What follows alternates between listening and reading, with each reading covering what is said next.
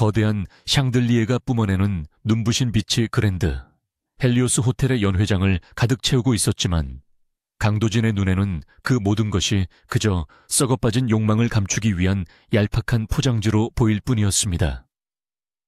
대한민국 재계 서열 1위인 아우라그룹의 유일한 후계자이자 베일에 쌓인 신임 회장인 그는 지금 최고급 이탈리아산 수트 대신 뻣뻣하고 불편한 웨이터 유니폼을 입은 채 쟁반을 들고 있었습니다. 그는 자신의 정체를 숨기고 사람들이 보여주는 날 것 그대로의 본성을 관찰하는 것을 즐겼는데, 이는 어린 시절부터 겪어온 가식적인 인간들에 대한 혐오감에서 비롯된 그만의 생존 방식이자 일종의 잔혹한 취미였습니다. 오늘 밤은 정재계의 거물들이 모여 아우라 그룹과의 협력 관계를 모색하고 자신의 딸들을 소개하려는 목적이 다분한 파티였기에 도진은 그 어느 때보다 날카로운 시선으로 연회장 곳곳을 누비며 가면 뒤에 숨겨진 탐욕스러운 얼굴들을 지켜보고 있었습니다. 도진은 샴페인이 가득 담긴 크리스털 잔들을 쟁반에 싣고 사람들 사이를 유령처럼 미끄러져 다니며 그들이 나누는 저급한 대화를 엿듣고 있었는데, 그 내용은 하나같이 역겨운 것들 뿐이었습니다. 겉으로는 우아한 미소를 지으며 예술과 자선 사업에 대해 이야기하고 있었지만 그들의 입에서 나오는 실질적인 단어들은 주가 조작이나 정략 결혼, 그리고 라이벌 가문에 대한 험담과 멸시가 주를 이루고 있었습니다. 특히 연회장 중앙 테이블에 앉아있는 명성건설의 차남 최민호는 도진이 가장 경멸하는 부류의 인간이었는데, 그는 자신의 배경을 믿고 아나무인으로 행동하며 주변 사람들을 마치 자신의 손발처럼 부리는 것으로 악명이 높았습니다. 도진은 짐짓발을 헛디딘 척하며 최민호의 테이블 근처로 다가갔고 그의 반응을 시험해보기 위해 일부러 샴페인 잔 하나를 테이블 모서리에 살짝 부딪혀 맑고 날카로운 파열음을 내며 깨트렸습니다. 쨍그랑하는 소리와 함께 순식간에 연회장의 소음이 잦아들었고 모든 시선이 도진과 최민호의 테이블로 집중되었는데, 깨진 유리 조각과 샴페인이 최민호의 구두 끝에 아주 조금 튀었습니다. 사실 닦아내면 그만일 정도의 사소한 얼룩이었지만 최민호는 마치 세상이 무너진 것처럼 과장된 비명을 지르며 자리에서 벌떡 일어났고 도진을 향해 손가락질을 하며 고래고래 소리를 지르기 시작했습니다. 너 같은 하류 인생이 감히 내 구두가 얼마짜리인 줄 알고 이런 실수를 저지르냐며 당장 무릎 꿇고 핥아서 닦으라는 그의 폭언은 듣는 이의 귀를 의심하게 만들 정도로 천박하고 잔인했습니다. 도진은 고개를 숙인 채 죄송하다는 말을 건넸지만 그의 눈빛은 차갑게 가라앉아 최민호의 일거수일투족을 머릿속에 새겨넣고 있었으며 이 모욕을 어떻게 갚아줄지 냉철하게 계산하고 있었습니다. 그때 호텔 지배인이 사색이 되어 달려와 최민호에게 연신 허리를 굽히며 사과를 했고 도진을 향해 당장 무릎을 꿇지 않고 뭐 하냐며 윽박질렀습니다. 주변의 우아한 귀부인들과 신사들은 부채로 입을 가리며 킥킥대거나 눈살을 찌푸리며 이 소란을 흥미진진한 구경거리로 즐기고 있었는데, 그 누구도 웨이터인 도진의 인격을 존중해주거나 그를 변호하려 하지 않았습니다. 도진은 이 차가운 방관자들의 시선을 온몸으로 느끼며 인류애가 바닥나는 것을 느꼈고, 자신이 찾고자 했던 진실한 사람은 이 썩은 웅덩이 속에는 존재하지 않는다는 사실을 다시 한번 확인하며 씁쓸한 조소를 삼켰습니다. 그가 막 연기를 집어치우고 자신의 진짜 정체를 드러내며 이 건방진 자들의 콧대를 꺾어버리려고 결심하던 바로 그 순간 예상치 못한 인물이 인파를 헤치고 성큼성큼 걸어 들어왔습니다. 단정하게 묶은 머리에 호텔 유니폼을 입은 한 여자가 도진의 앞을 가로막고 서더니 최민호와 지배인을 향해 정중하지만 단호한 목소리로 고개를 숙였습니다. 그녀는 연회장 담당 매니저인 한여름이었는데 평소 깐깐하기로 소문난 상사들 밑에서도 묵묵히 자신의 일을 해내는 성실한 직원이었지만 지금 그녀의 행동은 명백히 자신의 직무 범위를 넘어서는 위험한 도박이었습니다. 여름은 죄송하다는 말과 함께 즉시 세탁비를 변상하겠다고 말하면서도 도진에게 무릎을 꿇으라고 강요하는 최민호의 요구에는 응하지 않았으며 오히려 도진을 자신의 등 뒤로 숨기며 그를 보호하려는 제스처를 취했습니다. 그녀의 등은 가냘퍼 보였지만 그 순간 도진에게는 그 어떤 거대한 성벽보다도 단단하고 든든하게 느껴졌고 난생 처음 받아보는 타인의 순수한 호의에 그는 잠시 사고 회로가 정지되는 듯한 충격을 받았습니다. 최민호는 감히 매니저 따위가 자신의 말에 토를 단다며 길길이 날뛰었고 옆에 있던 지배인 역시 여름에게 당장 비키라며 소리쳤지만 여름은 물러서지 않았습니다. 그녀는 꼿꼿한 자세로 서서 직원의 실수는 관리자인 자신의 책임이니 자신이 대신 사과하겠다며 다시 한번 고개를 숙였지만 그 눈빛만은 결코 굴복하지 않겠다는 의지로 타오르고 있었습니다. 그리고 그녀는 망설임 없이 바닥에 쪼그리고 앉아 맨손으로 깨진 유리 조각들을 하나하나 주워 담기 시작했는데 그 모습은 주변의 화려한 드레스와 보석들보다 훨씬 더 고귀하고 아름답게 빛나 보였습니다. 도진은 홀린 듯이 그녀를 따라 몸을 낮췄고 두 사람의 시선이 허공에서 얽히는 순간 그는 그녀의 눈동자 속에 담긴 깊은 슬픔과 그럼에도 불구하고 잃지 않은 강인함을 읽어낼 수 있었습니다. 여름은 도진이 유리 조각을 줍지 못하게 막으며 작은 목소리로 손 다치니까 가만히 있으라고 속삭였는데 그 목소리에는 짜증이나 원망이 아닌 진심 어린 걱정이 담겨 있었습니다. 그녀의 손가락 끝에서는 붉은 피가 배어 나오고 있었지만 그녀는 아랑곳하지 않고 바닥을 정리했고 그 붉은 선혈은 도진의 흑백 같던 세상에 강렬한 색채를 입히는 기폭제가 되었습니다.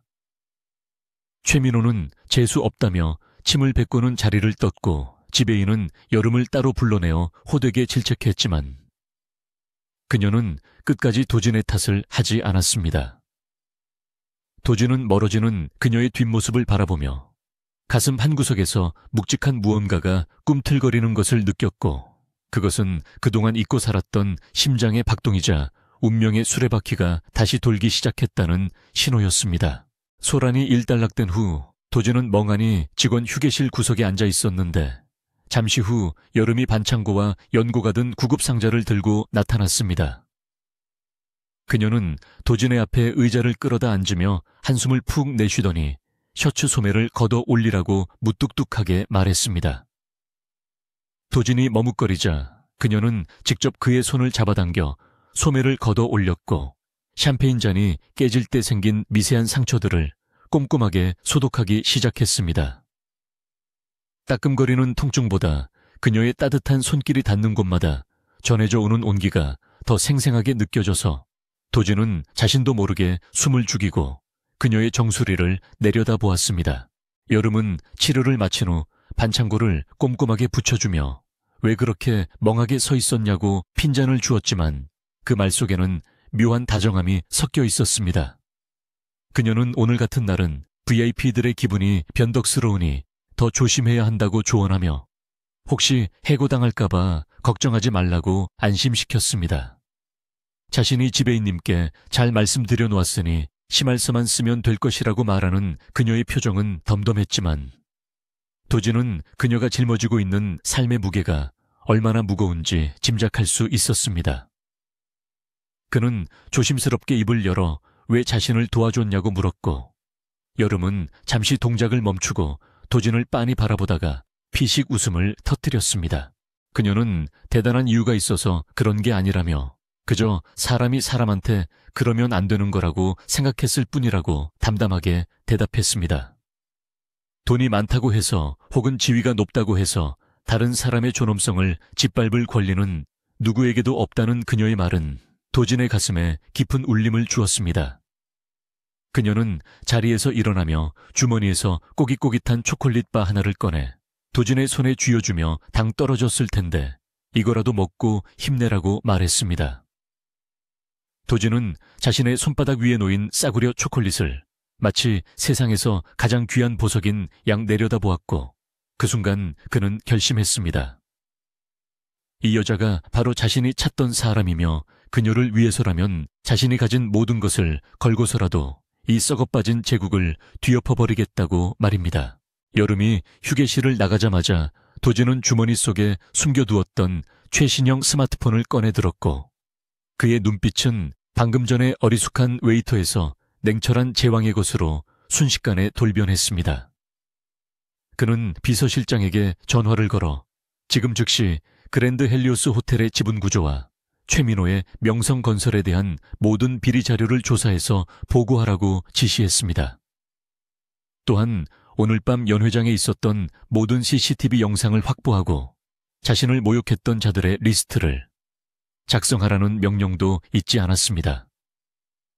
통화를 마친 도진은 거울 속에 비친 자신의 모습을 바라보며 넥타이를 거칠게 풀어 헤쳤고 이제 사냥놀이는 끝났으며 진짜 사냥이 시작될 것임을 예고하는 서늘한 미소를 지었습니다. 한편 지배인실로 불려간 여름은 모욕적인 언사와 함께 급여 삭감 통보를 받고 있었지만 그녀는 입술을 꽉 깨물며 눈물을 참아내고 있었습니다. 아픈 아버지의 병원비와 동생의 학비를 감당하기 위해서는 이 지옥 같은 직장이라도 잃을 수 없었기에 그녀는 부당한 대우를 묵묵히 견뎌야만 했습니다. 지배인은 그녀에게 당장 연 회장 청소를 마무리하고 퇴근하라며 서류 뭉치를 집어던졌고 여름은 바닥에 흩어진 종이들을 주우며 속으로 삼켜야 했던 수많은 말들을 뒤로한 채 고개를 숙이고 방을 나갔습니다. 복도에 홀로 선 그녀는 창밖으로 보이는 화려한 야경을 바라보며 깊은 한숨을 내쉬었지만 그녀는 알지 못했습니다. 방금 자신이 구해준 그 어리숙한 웨이터가 저 화려한 불빛들의 주인이며 곧 자신의 인생을 송두리째 바꿔놓을 거대한 태풍을 몰고 올 남자라는 사실을 말입니다. 밤이 깊어지자 연 회장은 파장이 되어 손님들이 하나둘씩 빠져나갔고 도진은 웨이터 복장을 한 채 여전히 여름의 주변을 맴돌며 그녀가 겪는 고초를 지켜보고 있었습니다. 다른 직원들이 모두 퇴근한 후에도 여름은 홀로 남아 넓은 홀을 청소하고 있었는데 이는 지배인이 내린 부당한 벌칙임이 분명했습니다.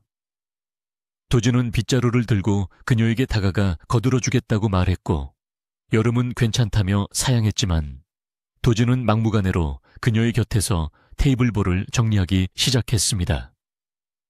두 사람은 넓은 연회장에서 묵묵히 함께 일을 하며 말없는 교감을 나누었고 도진은 땀방울이 맺힌 그녀의 옆모습을 보며 그녀가 흘린 땀 한 방울 한 방울을 다이아몬드로 보상해주겠다고 다짐했습니다. 일을 마치고 호텔 뒷문으로 나온 두 사람은 차가운 밤 공기를 마시며 나란히 편의점 앞 플라스틱 의자에 앉아 컵라면을 먹게 되었습니다.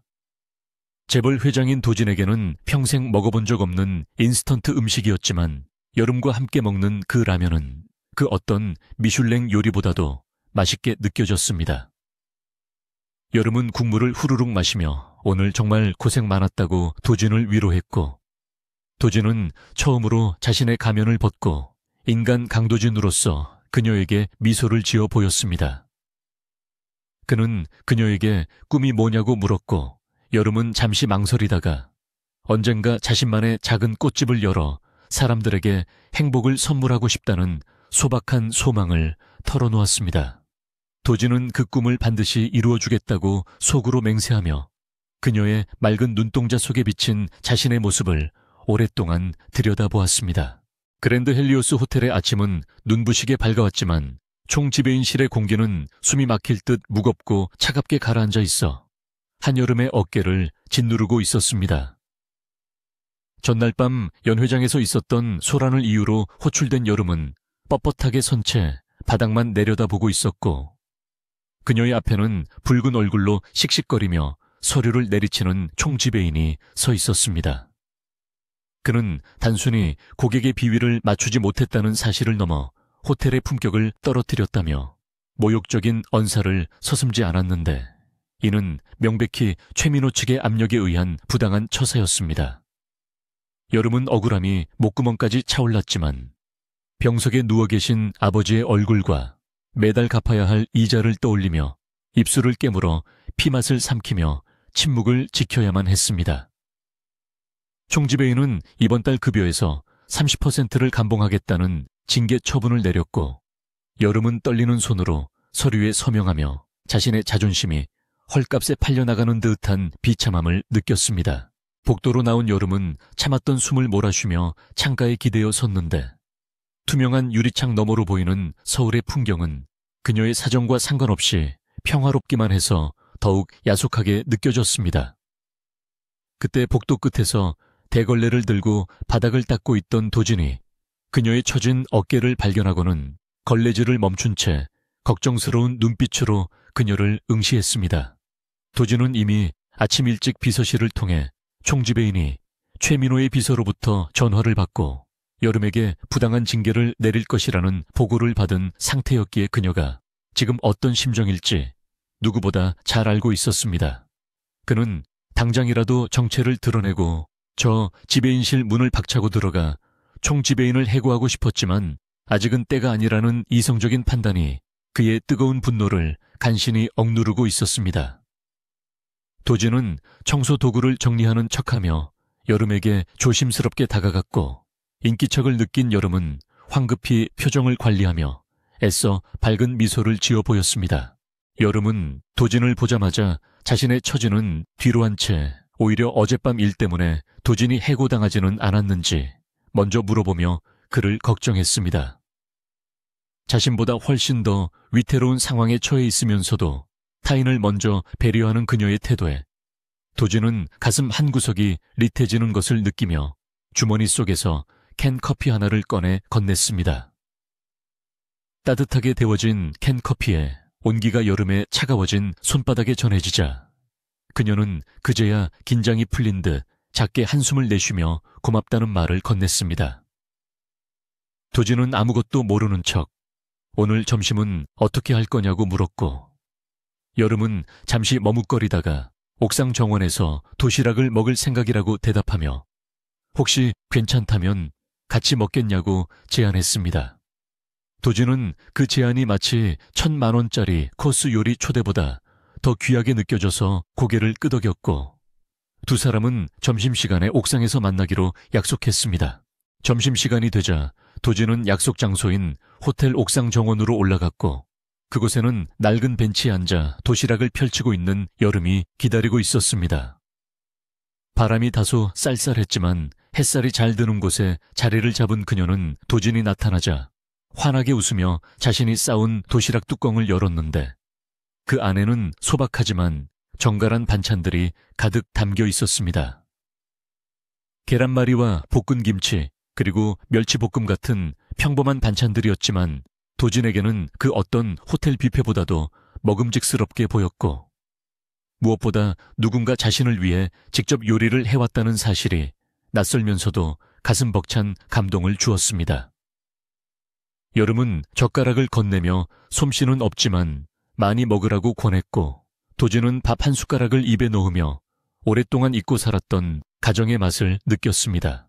도진은 밥을 먹으며 넌지시 여름의 가족에 대해 물었고 그녀는 잠시 젓가락질을 멈추고 먼 하늘을 응시하다가 담담하게 자신의 이야기를 털어놓기 시작했습니다. 아버지가 사업 실패 후 병환으로 쓰러지셔서 병원비를 감당해야 하고 어머니는 일찍 돌아가셔서 자신이 가장 노릇을 해야 한다는 이야기는 흔한 불행 서사처럼 들릴 수도 있었지만 여름의 목소리에는 원망이나 비탄이 섞여 있지 않았습니다. 그녀는 그저 주어진 삶을 묵묵히 살아내는 것뿐이라고 말하며 그래도 이렇게 맛있는 밥을 먹을 수 있고 건강하게 일할 수 있어서 다행이라고 덧붙였습니다. 도진은 그녀의 긍정적인 태도가 단순한 낙관이 아니라 수많은 시련 속에서 단련된 강인함이라는 것을 깨닫고 자신도 모르게 숟가락을 꽉 쥐었습니다. 그는 대한민국 최고의 재벌 3세로서 돈으로 해결할 수 없는 문제는 없다고 믿어왔지만 지금 이 여자 앞에서는 자신의 배경이 아무런 위로가 되지 못한다는 무력감을 느꼈습니다. 도진은 자신의 정체를 숨기기 위해 고아원에서 자라 어렵게 아르바이트를 전전하며 살고 있다는 거짓말을 늘어놓았는데 여름은 그 말을 듣고 더욱 안타까워하며 자신의 반찬을 도진의 밥 위에 올려주었습니다. 그녀는 앞으로 힘들면 언제든지 말하라며 자신이 누나처럼 도와주겠다고 말했는데 도진은 태어나서 처음으로 누군가의 보호를 받는 듯한 기분의 묘한 안도감을 느꼈습니다. 그는 여름에게 왜 그렇게까지 열심히 사냐고 물었고, 그녀는 잠시 생각에 잠기더니 언젠가 빚을 다 갚고 나면 아무도 모르는 조용한 바닷가 마을에서 꽃집을 하며 평범하게 사는 게 꿈이라고 대답했습니다. 도지는 그녀의 소박한 꿈이 자신에게는 손가락 하나만 까딱하면 들어줄 수 있는 아주 쉬운 일이라는 사실에 씁쓸함을 느끼면서도 반드시 그 꿈을 자신의 손으로 이루어주겠다고 다짐했습니다. 그때 여름의 핸드폰이 요란하게 울리기 시작했고, 발신자를 확인한 그녀의 표정이 순식간에 굳어지는 것을 도지는 놓치지 않았습니다. 전화를 받은 여름은 연신 죄송하다는 말을 반복하며 고개를 숙였는데, 수화기 너머로 들려오는 남자의 고함 소리는 옥상의 정적을 깰 만큼 날카롭고 위협적이었습니다. 전화는 병원 원무과에서 걸려온 독촉 전화였고, 밀린 병원비를 이번 주까지 해결하지 않으면 강제 퇴원 조치를 취할 수밖에 없다는 통보였습니다. 전화를 끊은 여름의 손은 파르르 떨리고 있었고, 그녀는 도진에게 들키지 않으려는 듯 황급히 도시락을 정리하며 억지로 웃어 보였지만 눈가에 고인 물기는 감출 수 없었습니다. 도진은 그녀의 어깨를 잡아주고 싶었지만 지금은 무능력한 웨이터 연기를 해야만 했기에 주먹을 꽉 쥐고 모른 척 넘어가 주는 것이 최선의 배려라고 생각했습니다. 오후 업무가 시작되자 호텔 로비는 체크인하는 손님들로 붐비기 시작했고, 도진과 여름은 각자의 위치에서 바쁘게 움직여야 했습니다. 도진은 로비 청소를 하며 틈틈이 여름을 주시하고 있었는데, 그때 호텔 정문 앞에 화려한 스포츠카 한 대가 굉음을 내며 멈춰 섰습니다. 차에서 내린 사람은 다름 아닌 최민호였는데, 그는 어제의 굴욕을 잊은 듯 뻔뻔한 얼굴로 거대한 꽃바구니를 든 채 로비로 들어왔습니다.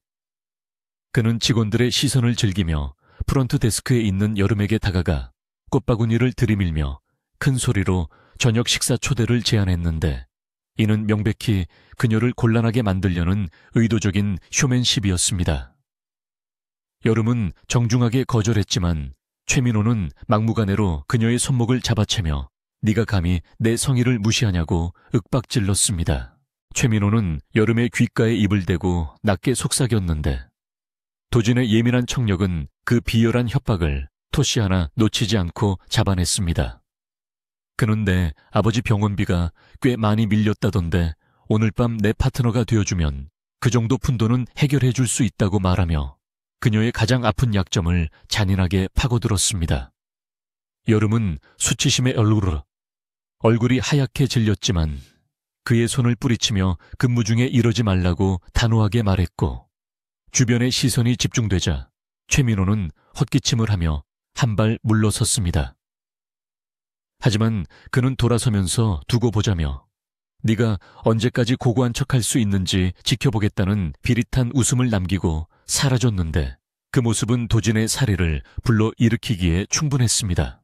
최민호가 사라진 후 여름은 다리가 풀린 듯 프런트 데스크를 잡고 휘청거렸고, 동료 직원들이 그녀를 부축해 휴게실로 데려갔습니다.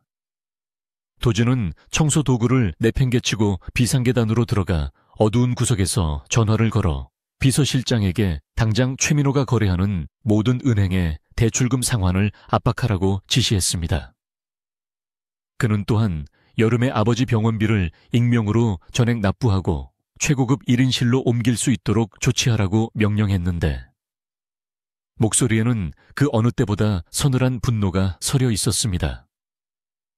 전화를 끊은 도진은 벽을 주먹으로 내리치며 최민호가 감히 자신의 여자를 건드린 대가를 뼈저리게 후회하게 만들어주겠다고 맹세했습니다. 잠시 후 도진은 마음을 진정시키고 자판기에서 따뜻한 유자차를 뽑아들고 여자 직원 휴게실 앞을 서성거렸습니다. 문이 열리고 창백한 얼굴의 여름이 나왔을 때 도진은 아무 말 없이 그녀에게 유자차를 건넸고, 여름은 그를 보자마자 참았던 눈물을 터뜨리고 말았습니다. 그녀는 도진의 가슴에 얼굴을 묻고 소리 없이 오열했고, 도진은 뻣뻣하게 굳어있던 팔을 들어 조심스럽게 그녀의 등을 토닥이며 말없이 곁을 지켰습니다. 그녀의 눈물이 도진의 셔츠를 적실 때마다 그의 심장은 죄책감과 연민, 그리고 사랑이라는 복잡한 감정으로 요동쳤고, 그는 이제 더 이상 관찰자가 아닌 수호자가 되기로 마음먹었습니다.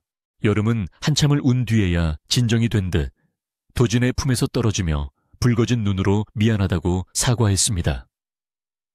그녀는 자신이 너무 약해 빠진 것 같다고 자책했지만 도진은 고개를 저으며 당신은 내가 본 사람 중에 가장 강한 사람이라고 진심을 담아 말해 주었습니다.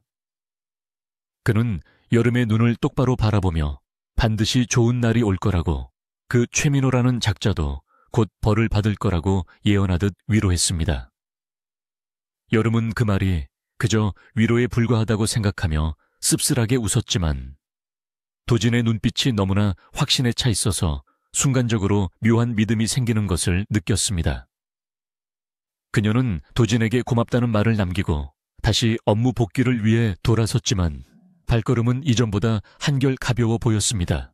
그날 밤 도진은 퇴근하지 않고 회장실로 비밀리에 복귀하여 밤새도록 최민호와 그 일가에 대한 공격 계획을 수립했습니다. 그는 아우라 그룹의 정계 법무팀과 회계팀을 소집하여 명성건설의 분식 회계 증거를 확보하고 국세청과 검찰에 제보할 자료들을 꼼꼼하게 검토했습니다. 도진은 단순히 최민호 하나를 무너뜨리는 것에 만족하지 않고 그를 낳고 기른 그 썩어빠진 가문 전체를 뿌리째 뽑아버리기로 작정했습니다. 새벽이 밝아올 무렵 도진은 창밖을 내려다보며 아직 잠들어 있을 여름을 생각했고, 그녀가 더 이상 돈 때문에 눈물 흘리지 않게 하겠다고 다짐하며 넥타이를 매만졌습니다. 다음 날 아침 호텔에는 묘한 긴장감이 감돌았는데 이는 곧 있을 아우라 그룹의 신임 회장 취임 기념 파티 준비 때문이었습니다. 모든 직원들이 분주하게 움직이는 가운데 여름 역시 VIP 응대 준비로 정신없이 바빴지만 그녀의 책상 위에는 누군가가 몰래 가져다 놓은 고급 영양제와 따뜻한 메모가 놓여 있었습니다. 힘내요. 언제나 응원합니다라고 적힌 투박한 글씨체를 본 여름은 그것이 도진의 것임을 직감하고 희미한 미소를 지을 수 있었습니다. 하지만 그녀는 아직 모르고 있었습니다. 오늘 밤 열릴 그 화려한 파티가 자신을 지옥으로 떨어뜨릴 덫이자 동시에 자신을 구원할 왕자가 등장하는 무대가 될 것이라는 사실을 말입니다. 오후가 되자 최민호가 다시 호텔에 나타났는데 이번에는 혼자가 아니라 그의 어머니이자 사교계의 거물인 김 여사와 함께였습니다. 김 여사는 아들에게 망신을 준 여직원이 누구냐며 로비에서부터 고래고래 소리를 질렀고 지배인은 쩔쩔매며 그들을 여름이 있는 곳으로 안내했습니다. 여름은 김 여사의 등장에 당황하며 고개를 숙였지만 김 여사는 다짜고짜 여름의 뺨을 올려붙이며 천한 것이 감히 내 아들을 유혹하려 했냐고 모함했습니다. 로비에 있던 모든 사람들의 시선이 집중된 가운데 여름은 억울함에 입술을 깨물었지만 상대가 VIP 고객이라 아무런 변명도 할 수 없었습니다.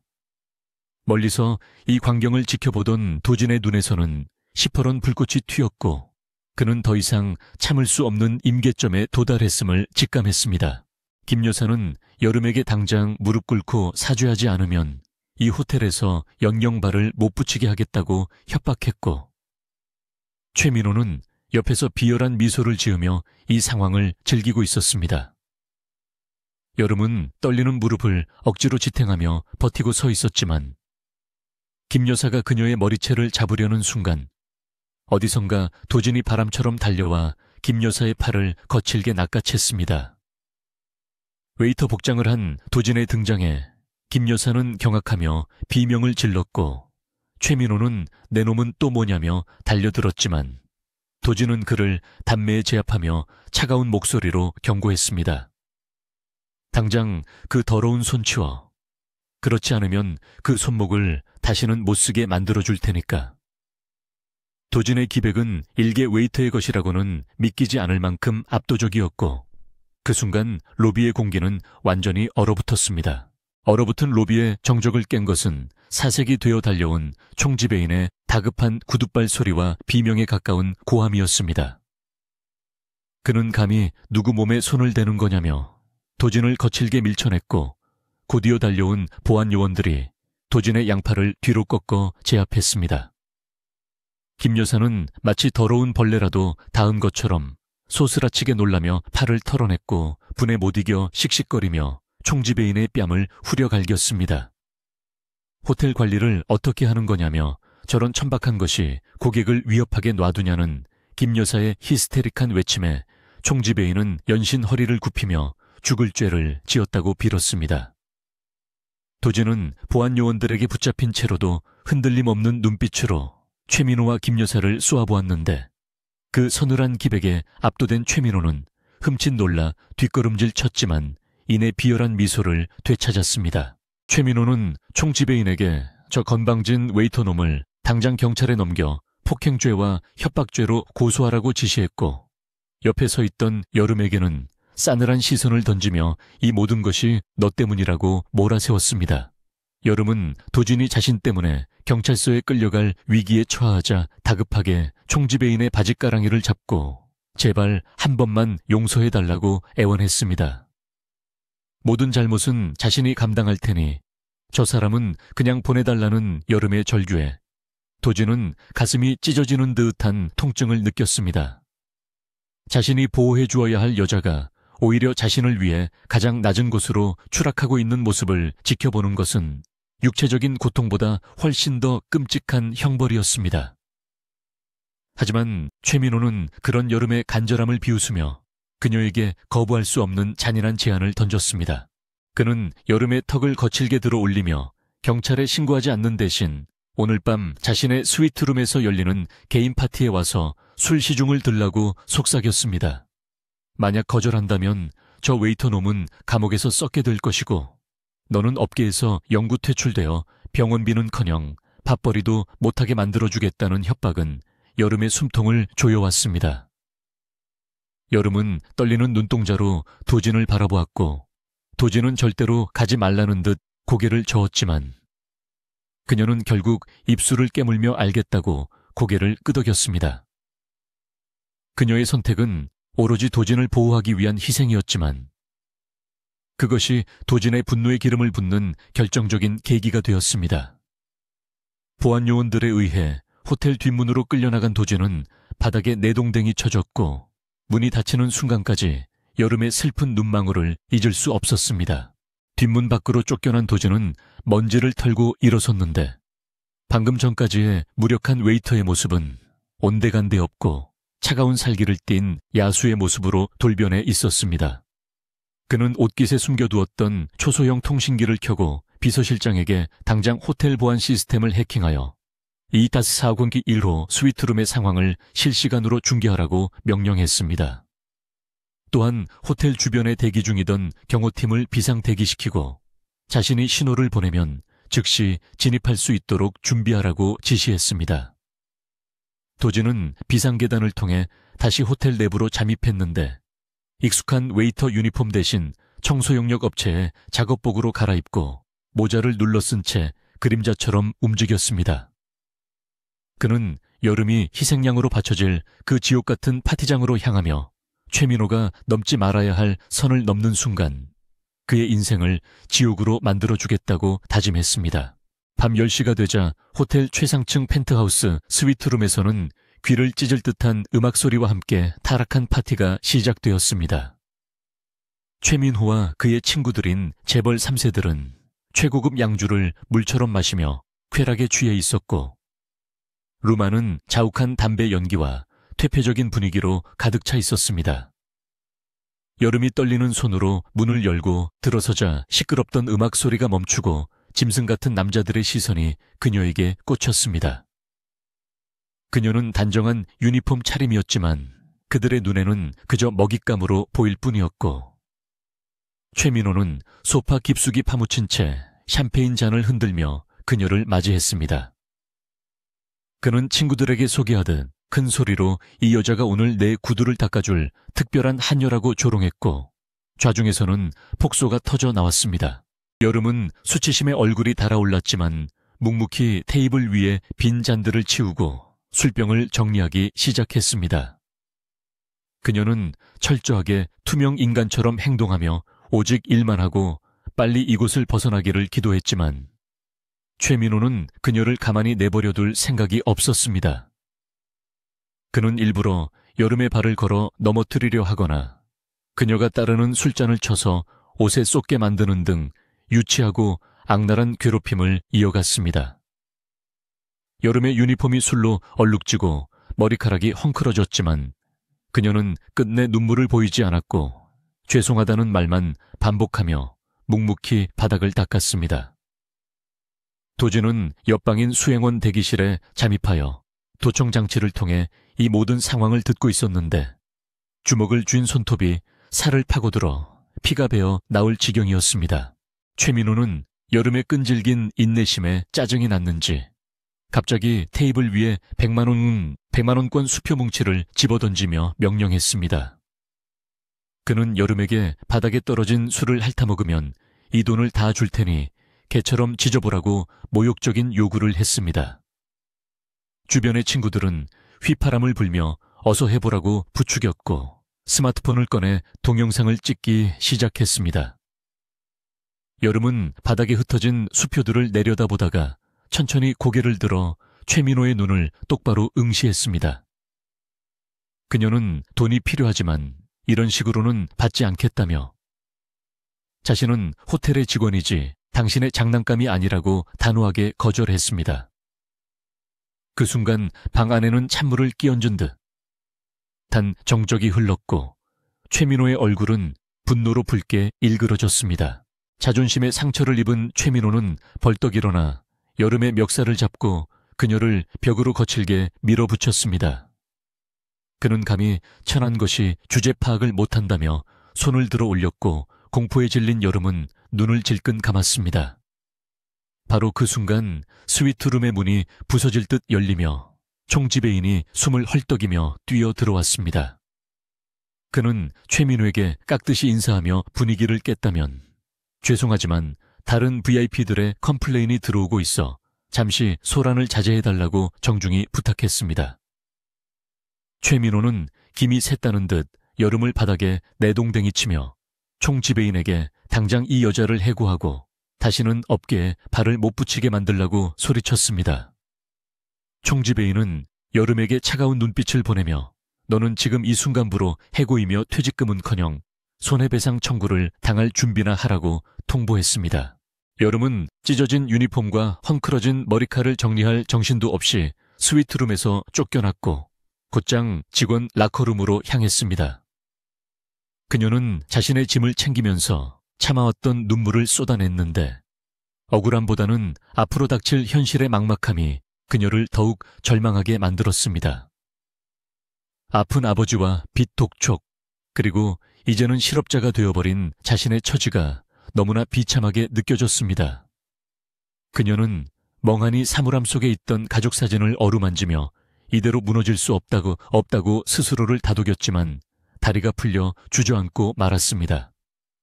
그때 라커룸 밖 창문에는 굵은 빗줄기가 쏟아지기 시작했고 하늘도 그녀의 슬픔을 아는 듯 천둥 번개가 요란하게 쳤습니다. 직원 출입구 밖으로 쫓겨나다시피 나온 여름은 우산도 없이 쏟아지는 폭우를 맞으며 거리로 나섰습니다. 차가운 빗물이 그녀의 몸을 적시며 천을 뺏어갔지만 그녀는 갈 곳을 잃은 채 정처 없이 걸었습니다. 화려한 호텔의 불빛이 등 뒤에서 멀어질수록 그녀의 마음속 빛도 하나둘 꺼져가는 것 같았습니다. 그녀는 버스 정류장의 낡은 벤치에 앉아 무릎을 끌어안고 빗속으로 사라지는 자동차들의 불빛을 멍하니 바라보았습니다. 세상은 여전히 분주하게 돌아가고 있었지만 오직 자신만이 멈춰버린 톱니바퀴처럼 버려졌다는 고립감이 그녀를 엄습했습니다. 그때 빗속을 뚫고 누군가가 그녀에게 다가와 낡은 우산을 씌워주었는데 고개를 들어보니 작업복 차림의 도진이었습니다. 그는 흠뻑 젖은 여름을 보며 아무 말 없이 자신의 재킷을 벗어 그녀의 어깨에 덮어주었습니다. 도진 역시 비에 젖어 있었지만 그의 눈빛만은 그 어느 때보다 따뜻하고 단단했습니다. 여름은 도진을 보자 긴장이 풀리며 다시 눈물을 글썽였지만 애써 웃으며 자신은 괜찮으니 어서 가라고 등을 떠밀었습니다. 그녀는 자신이 해고당한 사실보다 도진이 자신 때문에 피해를 입었을까봐 더 걱정하는 눈치였습니다. 도진은 여름에 젖은 손을 꼭 잡으며 바보같이 왜 또 내 걱정을 하냐고 타박했지만 목소리는 떨리고 있었습니다. 그는 여름에게 그동안 고생 많았다고, 이제 더 이상 그런 모욕을 참을 필요 없다고 말해주었습니다. 여름은 도진의 손을 맞잡으며 그래도 덕분에 외롭지 않았다고 짧은 기간이었지만 당신 같은 친구를 만나서 행복했다고 고백했습니다. 그녀는 주머니에서 젖은 꼬깃꼬깃한 편지 봉투 하나를 꺼내 도진에게 건넸는데 그 안에는 그녀가 비상금으로 모아두었던 현금 5만 원이 들어있었습니다. 그녀는 당분간 일자리를 구하기 힘들 테니 밥 굶지 말고 맛있는 거 사 먹으라고 말하며 맑게 웃었습니다. 자신이 가진 전 재산이나 다름없는 돈을 내어주는 그녀의 모습에 도진은 심장이 멎는 듯한 충격을 받았습니다. 도진은 봉투를 받아들고 한참을 말없이 서 있었는데 그의 안에서 거대한 폭풍이 일고 있었습니다. 그는 이 여자야말로 자신이 평생을 바쳐 지켜야 할 유일한 존재이며 그녀에게 상처 입힌 자들은 살려둘 가치가 없다는 결론을 내렸습니다. 그는 여름에게 잠시만 기다리라고 말한 뒤 빗속으로 걸어나가 어둠 속에 주차되어 있던 검은색 세단을 향해 손을 들었습니다. 그러자 거짓말처럼 수십 대의 최고급 세단들이 헤드라이트를 켜며 어둠 속에서 모습을 드러냈고 정장 차림의 건장한 남성들이 일제히 차에서 내려 도진을 향해 90도로 허리를 숙였습니다. 여름은 이 비현실적인 광경에 입을 다물지 못한 채 멍하니 바라만 보고 있었습니다. 가장 앞선 차에서 내린 비서실장이 우산을 받쳐들고 도진에게 다가와 깍듯이 예를 갖추며 회장님 준비가 완료되었다고 보고했습니다. 도진은 쓰고 있던 낡은 모자를 벗어던지고 젖은 머리카락을 쓸어 넘기며 차가운 목소리로 지시했습니다. 지금 당장 호텔을 봉쇄해. 쥐새끼 한 마리도 빠져나가지 못하게 막고 최민호와 그 일당들을 연회장으로 끌고 와라. 그리고 내 변호인단을 소집해서 명성건설 인수 합병 절차를 시작해. 비서실장은 즉시 무정의를 통해 명령을 하달했고 도진은 다시 여름에게로 돌아왔습니다.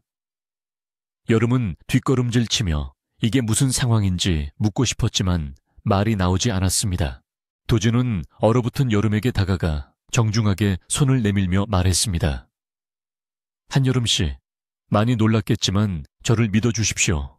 제가 약속했죠. 당신의 눈에서 흐른 눈물, 피눈물로 갚게 해주겠다고. 그리고 당신의 그 소박한 꿈, 제가 반드시 지켜드리겠다고. 여름은 혼란스러움 속에서도 도진의 눈빛에서 느껴지는 진심에 이끌려 조심스럽게 그의 손을 잡았습니다. 도진은 그녀를 자신의 리무진 뒷좌석에 태우며 따뜻한 담요로 감싸주었고 운전기사에게 호텔 정문으로 가자고 명령했습니다. 차가 부드럽게 출발하자 도진은 차내 전화기를 들어 아우라그룹 홍보팀장에게 연결했습니다. 내일 아침 모든 신문 한 면에 내 취임 기사가 나갈 거다. 하지만 그보다 먼저 오늘 밤 그랜드 헬리오스 호텔에서 열릴 쇼를 생중계할 준비를 해. 제목은 탐욕의 몰락이라고 하면 좋겠군. 도진의 입계는 서늘한 미소가 걸려 있었고 차창 밖으로 보이는 호텔 건물은 마치 거대한 폭풍 전에 고요함처럼 위태롭게 서 있었습니다. 여름은 푹신한 시트에 앉아 도진의 옆모습을 바라보며 그가 더 이상 자신이 알던 어리숙한 웨이터가 아님을 깨달았지만 묘하게도 두려움보다는 안도감이 밀려오는 것을 느꼈습니다. 이제 곧 그녀를 괴롭혔던 모든 악몽이 끝나고 새로운 새벽이 밝아올 것이라는 예감이 들었기 때문입니다. 리무진이 호텔 정문에 도착하자 레드카펫이 깔린 입구에는 이미 수십 명의 경호원들이 도열해 있었고 총지배인을 비롯한 호텔 임원들이 영문도 모른 채 뛰어나와 있었습니다. 도진이 차에서 내리자 총지배인은 눈을 의심하며 그를 쳐다보았지만 비서실장의 날카로운 일갈에 곧바로 고개를 숙였습니다. 도진은 총지배인을 본체 만취하며 여름의 손을 잡고 당당하게 로비로 들어섰습니다. 그의 뒤로는 검은 양복을 입은 수행원들이 그림자처럼 따르고 있었고 로비에 있던 투숙객들은 웅성거리며 길을 터주었습니다. 도지는 엘리베이터로 향하며 여름에게 나지막이 속삭였습니다. 이제 쇼타임입니다. 당신은 그저 편안하게 여왕처럼 관람만 하면 됩니다. 엘리베이터가 최상층 연회장으로 올라가는 동안 도지는 스마트폰으로 최민호 일가의 주가 폭락 상황을 확인했습니다. 이미 아우라 그룹의 자본이 움직이기 시작하면서 명성건설의 자금줄은 막히기 시작했고 최민호의 아버지인 최 회장은 영문도 모른 채 자택에서 긴급회의를 소집하고 있다는 보고가 올라왔습니다. 도지는 만족스러운 듯 고개를 끄덕이며 넥타이를 고쳐맸습니다. 띵! 하는 소리와 함께 엘리베이터 문이 열리자 화려하게 장식된 연회장의 입구가 보였고 그 안에서는 아직 아무것도 모르는 최민호와 그의 무리들이 샴페인을 터뜨리며 파티를 즐기고 있었습니다. 도지는 여름의 손을 더욱 꽉 잡으며 힘차게 첫 발을 내디뎠습니다. 이것은 단순한 복수가 아니라 정의의 실현이자 사랑하는 여자를 위한 제국의 선포식이 될 것이었습니다. 그랜드 헬리오스 호텔의 메인 볼룸인 다이아몬드 홀은 아우라 그룹의 신임 회장 취임을 축하하기 위해 모여든 정재계의 거물들로 인산인해를 이루고 있었는데 그 화려함은 극치에 달해 마치 다른 세상에 온 듯한 착각을 불러 일으킬 정도였습니다. 천장에는 수천 개의 크리스털로 장식된 샹들리에가 별처럼 쏟아지고 있었고 테이블마다 놓인 최고급 식기와 희귀한 꽃들은 참석자들의 부와 권력을 과시하는 도구로 사용되고 있었습니다. 이곳에 모인 사람들은 겉으로는 우아하게 웃으며 건배를 나누고 있었지만 그들의 눈동자는 끊임없이 주위를 살피며 자신에게 이득이 될 만한 인맥을 찾느라 혈안이 되어 있었. 그 탐욕스러운 공기는 숨이 막힐 정도로 탁하게 느껴졌습니다. 특히 연단 가장 가까운 상석을 차지하고 앉은 최민호와 그의 어머니 김 여사는 오늘 밤의 주인공이 마치 자신들인 양 거들먹거리며 주변 사람들에게 으스대고 있었습니다. 최민호는 한 손에 샴페인 잔을 들고 다른 한 손으로는 넥타이를 매만지며 주위의 재벌 2세들에게 아우라 그룹의 신임 회장과의 가상의 친분을 과시하고 있었는데 그의 허세는 하늘을 찌를 기세였습니다. 그는 자신이 이번 호텔 리모델링 사업의 핵심 파트너로 선정될 것이 확실하다며 큰소리쳤고 주변 사람들은 그 말이 사실인지 의심하면서도 혹시 모를 콩고물을 기대하며 비위를 맞춰주고 있었습니다. 김 여사 역시 부인들 사이에서 자신의 아들이 얼마나 대단한 사업 수완을 가졌는지 떠벌리며 오늘 회장님과 독대할 기회가 있을 것이라고 호언장담했습니다. 하지만 그들의 마음속 깊은 곳에는 불안감이 또아리를 틀고 있었는데 그것은 오늘 낮에 있었던 웨이터와의 불미스러운 사건이 혹시라도 회장의 귀에 들어가지 않았을까 하는 우려 때문이었습니다.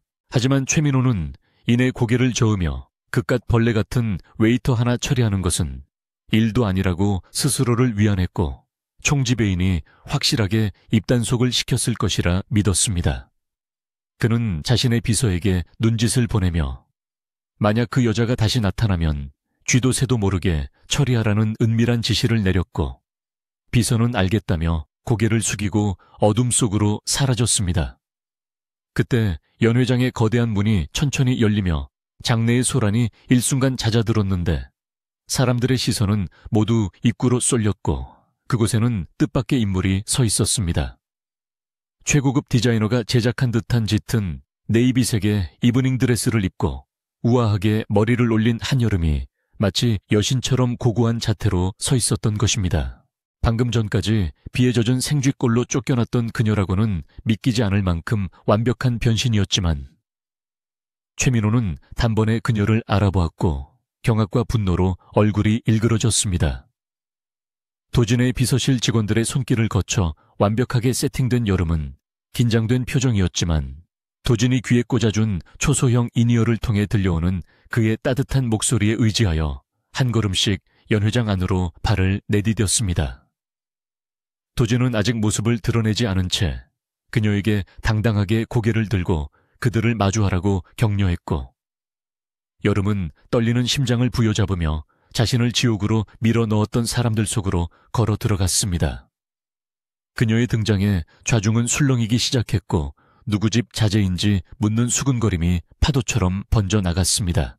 최민호는 이 상황을 도저히 받아들일 수 없어 이성을 잃고 자리에서 벌떡 일어나 성큼성큼 여름에게 다가갔고, 그의 거친 발걸음은 주변 사람들을 놀라게 했습니다. 그는 여름의 앞을 가로막고 서서 네가 여기가 어디라고 감히 들어오냐며 윽박질렀는데, 그의 목소리는 질투와 경멸로 가득 차 있었습니다. 그는 여름의 드레스를 훑어보며 그새 스폰서라도 물었냐며, 아니면 몸이라도 팔아서 옷을 훔쳐 입은 거냐고 모욕적인 언사를 쏟아냈습니다. 주변 사람들은 최민호의 갑작스러운 난동에 당황했지만 그가 지목한 여자가 신원미상의 침입자라는 사실을 알게 되자 경멸 어린 시선으로 여름을 훑어보기 시작했습니다. 여름은 도진의 조언대로 최민호의 눈을 피하지 않고 똑바로 응시하며 자신은 정당한 초대를 받고 온 것이라고 침착하게 대답했습니다. 하지만 그녀의 당당한 태도는 오히려 최민호의 자격지심을 건드렸고, 그는 광기 어린 웃음을 터뜨리며 초대장을 내놓으라고 소리쳤습니다. 여름이 대답하지 않자 그는 주변의 보안 요원들을 불러 당장 이 도둑고양이를 끌어내라고 고함을 질렀고, 김 여사 역시 부채를 펴들고 달려와 어디서 천한 것이 감히 귀한 파티물을 흐리냐며 지원 사격에 나섰습니다. 김 여사는 여름의 팔을 꼬집으며 당장 그 옷을 벗고 나가라고 악을 썼는데, 그 모습은 우아함을 가장했던 가면이 벗겨진 추악한 민낯 그 자체였습니다.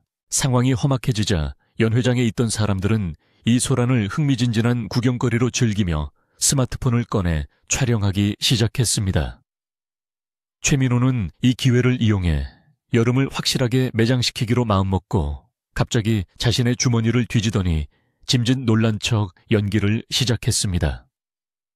그는 자신의 다이아몬드 커프스 단추가 없어졌다며 소리를 질렀고 시선을 여름에게 고정하며 네가 훔쳐간 것이 분명하다고 누명을 씌웠습니다.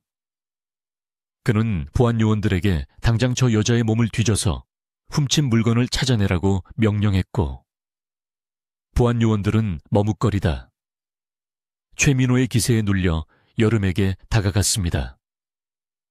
여름은 결백을 주장하며 저항했지만 건장한 남자들의 힘을 당해낼 수는 없었고, 그녀는 바닥에 주저앉으며 굴욕적인 상황에 처하게 되었습니다.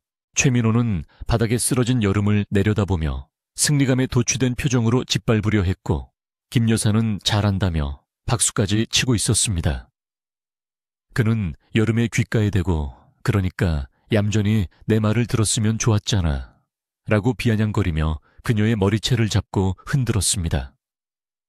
여름은 눈물을 흘리며 도진을 찾았지만 그 어디에도 그의 모습은 보이지 않아 절망감에 휩싸였습니다. 그녀는 이대로 모든 것이 끝나는 것인가 하는 공포에 떨며 눈을 질끈 감았고, 사람들의 조소와 비난은 날카로운 화살이 되어 그녀의 심장을 찔러댔습니다. 바로 그때 연 회장의 모든 조명이 일시에 꺼지며 칠흑 같은 어둠이 찾아왔고 웅성거림은 비명으로 바뀌었습니다. 어둠 속에서 강렬한 스포트라이트 하나가 연단 중앙을 비추었고 웅장한 오케스트라의 선율이 울려 퍼지며 거대한 스크린의 아우라 그룹의 로고가 선명하게 떠올랐습니다. 그리고 마이크를 통해 중후한 목소리의 사회자가 아우라 그룹의 새로운 주인이자 제국의 황제인 강도진 회장을 소개한다는 멘트가 흘러나왔습니다. 사람들은 숨을 죽이고 연단을 주시했고 최민호와 김 여사도 행동을 멈추고 멍하니 빛이 쏟아지는 곳을 바라보았습니다. 연단 뒤편에 거대한 문이 열리며 수십 명의 경호원들이 도열한 가운데 마침내 베일에 쌓여있던 강도진 회장이 모습을 드러냈습니다. 완벽하게 재단된 턱시도를 입고 냉철한 카리스마를 뿜어내며 걸어나오는 남자의 얼굴이 스크린에 클로즈업되는 순간 연 회장은 충격의 도가니에 빠졌습니다. 그 남자는 불과 몇 시간 전까지만 해도 최민호에게 모욕을 당하고 바닥을 기던 그 웨이터였기 때문이었습니다. 최민호는 자신의 눈을 믿을 수가 없어 입을 벌린 채 굳어버렸고 김 여사는 다리에 힘이 풀려 주저앉고 말았습니다. 도진은 그들의 경악스러운 반응을 즐기기라도 하듯 여유로운 미소를 지으며 천천히 연단을 내려와 여름이 쓰러져 있는 곳으로 걸어갔습니다. 그의 발걸음 하나하나는 범접할 수 없는 위험이 서려 있었고 좌중을 압도하는 패기에 사람들은 저절로 길을 터주며 고개를 숙였습니다. 도진은 최민호의 앞까지 걸어와 걸음을 멈추었고 싸늘한 눈빛으로 그를 내려다보았습니다. 최민호는 공포에 질려 뒷걸음질치며 무언가 변명을 하려 했지만 입술만 달싹거릴 뿐 목소리가 나오지 않았습니다. 도진은 그를 무시하고 바닥에 주저앉아 있는 여름에게 손을 내밀었는데 그 손은 낮에 웨이터로서 내밀었던 그 손과 똑같이 따뜻하고 단단했습니다. 여름은 멍하니 도진을 올려다보았고 그가 고개를 끄덕이자 조심스럽게 그의 손을 잡고 일어섰습니다.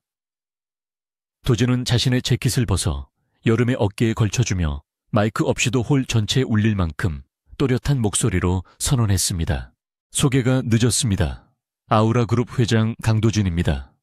그리고 이분은 제 약혼녀이자 미래의 아우라그룹 안주인이 될 한여름 양입니다. 도진의 폭탄 선언에 장내는 물을 끼얹은 듯 조용해졌다가 이내 웅성거림이 폭발했습니다. 최민호는 얼굴이 하얗게 질려 사시나무 떨듯 떨기 시작했고 자신이 저지른 짓이 얼마나 돌이킬 수 없는 실수였는지 뼈저리게 깨닫고 있었습니다. 그는 웨이터라고 무시하고 짓밟았던 남자가 대한민국 경제를 쥐락펴락하는 거물이었다는 사실과 자신이 괴롭혔던 여자가 그 거물의 연인이었다는 현실 앞에서 정신이 붕괴되는 것을 느꼈습니다. 김 여사는 헛구역질을 하며 수행원의 부축을 받아야 했고 주변 사람들은 최민호 일가와 거리를 두기 위해 슬금슬금 물러났습니다.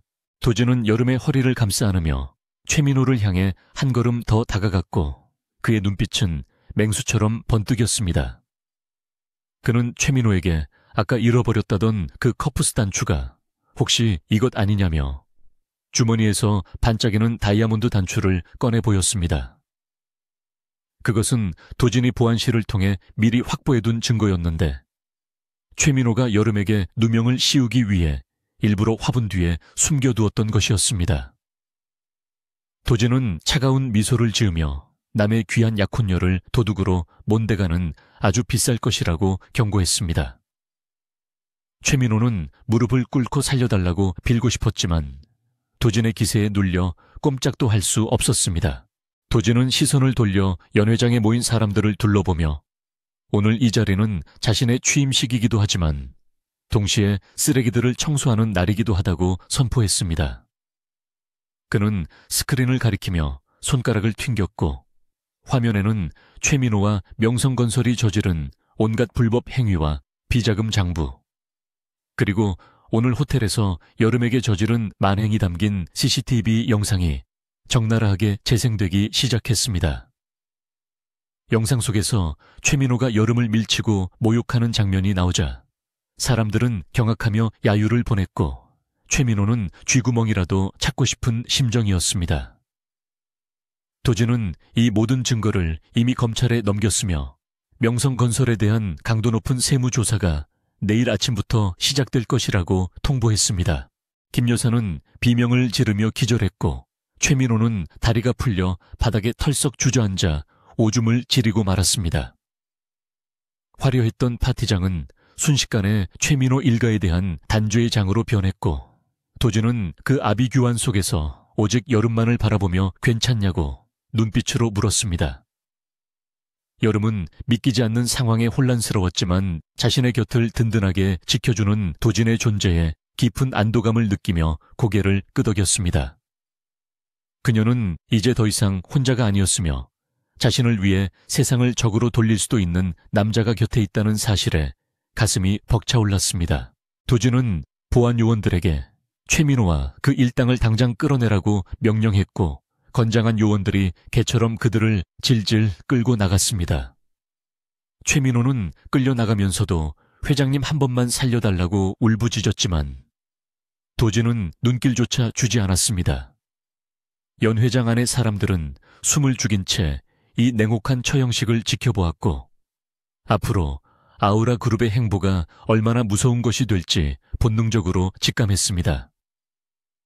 도지는 다시 마이크를 잡고 분위기를 환기시키며 불미스러운 일로 심려를 끼쳐 죄송하다고 정중히 사과했지만 그 목소리에는 거역할 수 없는 권위가 담겨 있었습니다.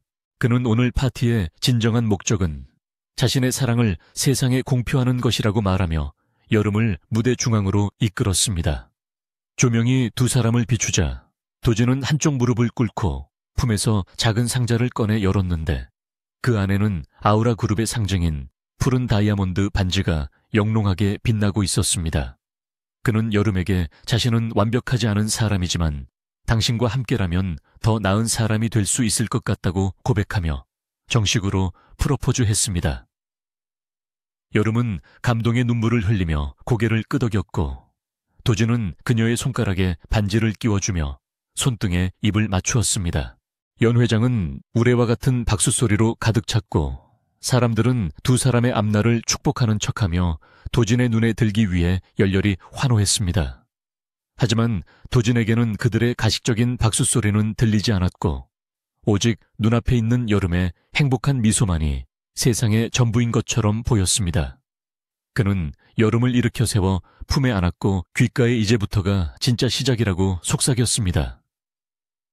그가 선물하겠다고 했던 제국은 단순한 돈이나 권력이 아니라 그녀가 다시는 눈물 흘리지 않아도 되는 안전하고 평화로운 세상이었던 것입니다. 하지만 이 달콤한 승리의 순간에도 도진의 눈은 차갑게 빛나고 있었는데 아직 청소해야 할 쓰레기들이 더 남아있다는 것을 알고 있었기 때문이었습니다. 다이아몬드 홀에 육중한 문이 닫히며 등 뒤에서 쏟아지던 환호와 플래시 세례가 차단되자 복되는 무거운 정적만이 감돌았고 강도진은 그제야 긴장이 풀린 듯 한여름의 손을 더욱 꽉 쥐었습니다. 방금 전까지 수백 명의 시선을 한 몸에 받으며 제왕처럼 군림했던 그는 여름과 단둘이 남겨지자 다시금 그녀를 걱정하는 다정한 남자로 돌아왔습니다. 그는 여름의 얼굴을 감싸주고 혹시라도 다친 곳은 없는지 놀란 가슴은 진정되었는지 물으며 그녀의 눈동자를 살폈습니다. 여름은 현실감이 없는 상황에 다리가 후들거렸지만 도진의 따뜻한 천이 전해져 오자 비로소 자신이 악몽에서 깨어났음을 실감하며 안도의 한숨을 내쉬었습니다. 복도 양옆의 도열에 있던 경호원들은 두 사람의 대화를 방해하지 않으려는 듯 숨소리조차 내지 않고 고개를 숙이고 있었는데 이는 여름이 앞으로 감당해야 할 권력의 무게를 간접적으로 보여주는 풍경이었습니다. 도준은 여름을 부축하여 호텔 최상층에 위치한 회장 전용 펜트하우스로 향하는 전용 엘리베이터에 올랐고 문이 닫히자마자 그녀를 품에 안고 미안하다는 말을 반복했습니다. 그는 자신의 정체를 숨길 수밖에 없었던 이유와 그동안 그녀가 겪어야 했던 고초를 지켜보며 느꼈던 괴로움을 토로했고 여름은 그의 등 뒤로 팔을 둘러 조용히 그를 다독여 주었습니다. 엘리베이터가 초고속으로 상승하며 기압이 바뀌는 순간에도 두 사람은 서로의 심장 소리에 의지하며 세상과 단절된 그들만의 우주를 유영하고 있었습니다. 도진은 이제 다시는 당신을 혼자 두지 않겠다고 맹세했고 여름은 그 말이 단순한 연인의 약속이 아닌 거대한 제국을 건 서약임을 본능적으로 느꼈습니다. 펜트하우스의 문이 열리자 눈앞에 펼쳐진 광경은 여름이 상상했던 화려함을 훨씬 뛰어넘는 것이어서 그녀는 잠시 입을 다물지 못했습니다. 서울의 야경이 파노라마처럼 펼쳐지는 거대한 통유리창과 최고급 대리석으로 마감된 바닥, 그리고 미술관을 방불케 하는 고가구와 예술작품들은 도진이 가진 부의 규모를 짐작하게 했습니다. 하지만 도진에게 이 모든 사치는 여름이 편안하게 쉴 수 있는 공간으로서의 가치 외에는 아무런 의미가 없었습니다. 그는 여름을 가장 폭신한 소파에 앉히고 직접 따뜻한 차를 준비하며 비서들을 물리쳤는데 이는 그녀가 낯선 환경에서 느낄 부담감을 최소화하려는 세심한 배려였습니다. 여름은 찻잔을 받아들고 조심스럽게 주위를 둘러보며 자신이 정말 이 거대한 세계의 안주인이 될 자격이 있는지 자문했습니다. 도준은 여름의 맞은편에 앉아 그녀의 불안한 눈빛을 읽어내고는 차분한 목소리로 자신이 살아온 삶에 대해 이야기하기 시작했습니다. 어릴 때부터 자신에게 접근하는 모든 사람들이 돈과 권력을 노리고 가면을 쓰고 있었기에 인간에 대한 불신이 깊었다는 것과 그래서 진정한 사랑을 찾기 위해 무모한 연극을 시작했다는 고백이었습니다. 그는 여름이 깨진 샴페인 잔을 치우며 보여주었던 그 순수한 배려와 빗속에서 건넨 5만 원의 가치가 자신의 전 재산보다 더 소중했다고 말하며 눈시울을 붉혔습니다. 여름은 도진의 진심 어린 고백을 들으며 그가 가진 거대한 배경 뒤에 숨겨져 있던 외롭고 상처 입은 소년의 모습을 발견했고 그를 더욱 깊이 사랑하게 되었습니다. 그녀는 자신이 가진 것은 없지만 당신의 그 외로움만큼은 채워줄 수 있다며 따뜻하게 미소 지었습니다. 두 사람의 감동적인 재회가 이어지는 동안 펜트하우스 밖의 세상은 도진이 쏘아 올린 신호탄으로 인해 격렬한 폭풍에 휘말려 들어가고 있었습니다. 도진은 잠시 양해를 구하고 서재로 들어가 집무 책상에 앉았는데 그 순간 그의 눈빛은 다시 냉혹한 승부사의 것으로 돌변했습니다.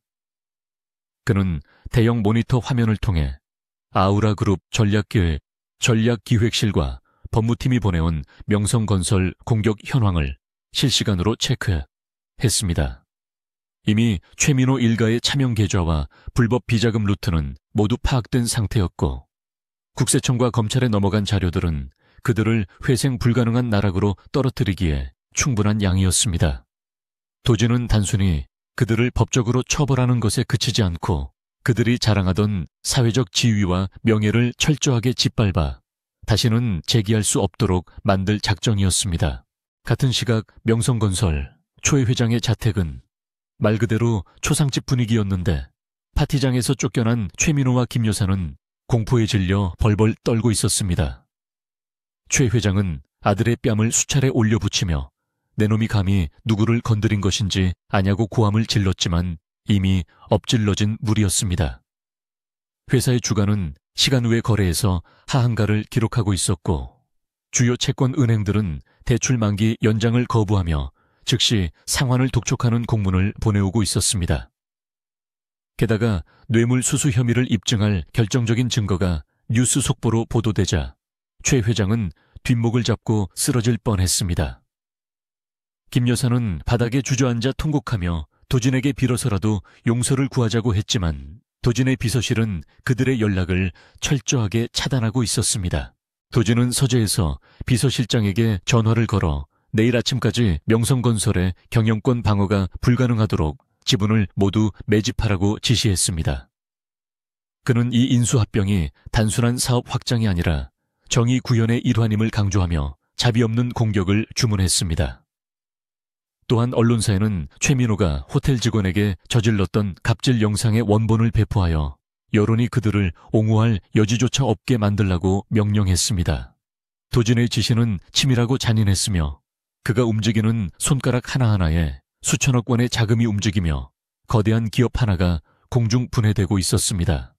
그는 통화를 마치고 창밖을 바라보며 여름이 겪었던 고통의 크기만큼 그들도 뼈저리게 느껴야 한다고 되뇌었습니다. 다음 날 아침 밝은 햇살이 펜트하우스의 침실을 비추자 여름은 눈을 떴는데 자신이 누워있는 곳이 최고급 실크시트 위라는 사실에 잠시 멍해졌습니다. 그녀가 일어나자마자 대기하고 있던 메이드들이 정중하게 인사를 하며 욕조에 물을 받아두었고 최고급 스파 제품과 갈아입을 옷을 준비해 주었습니다. 여름은 이런 호사가 어색하여 직접 하겠다고 사양했지만 메이드들은 회장님의 엄명이라며 그녀를 여왕처럼 모셨습니다. 욕실 거울에 비친 자신의 모습은 어제 초라했던 행색은 온데간데 없고 맑고 투명한 피부와 윤기나는 머릿결을 가진 우아한 여성으로 변해 있었습니다.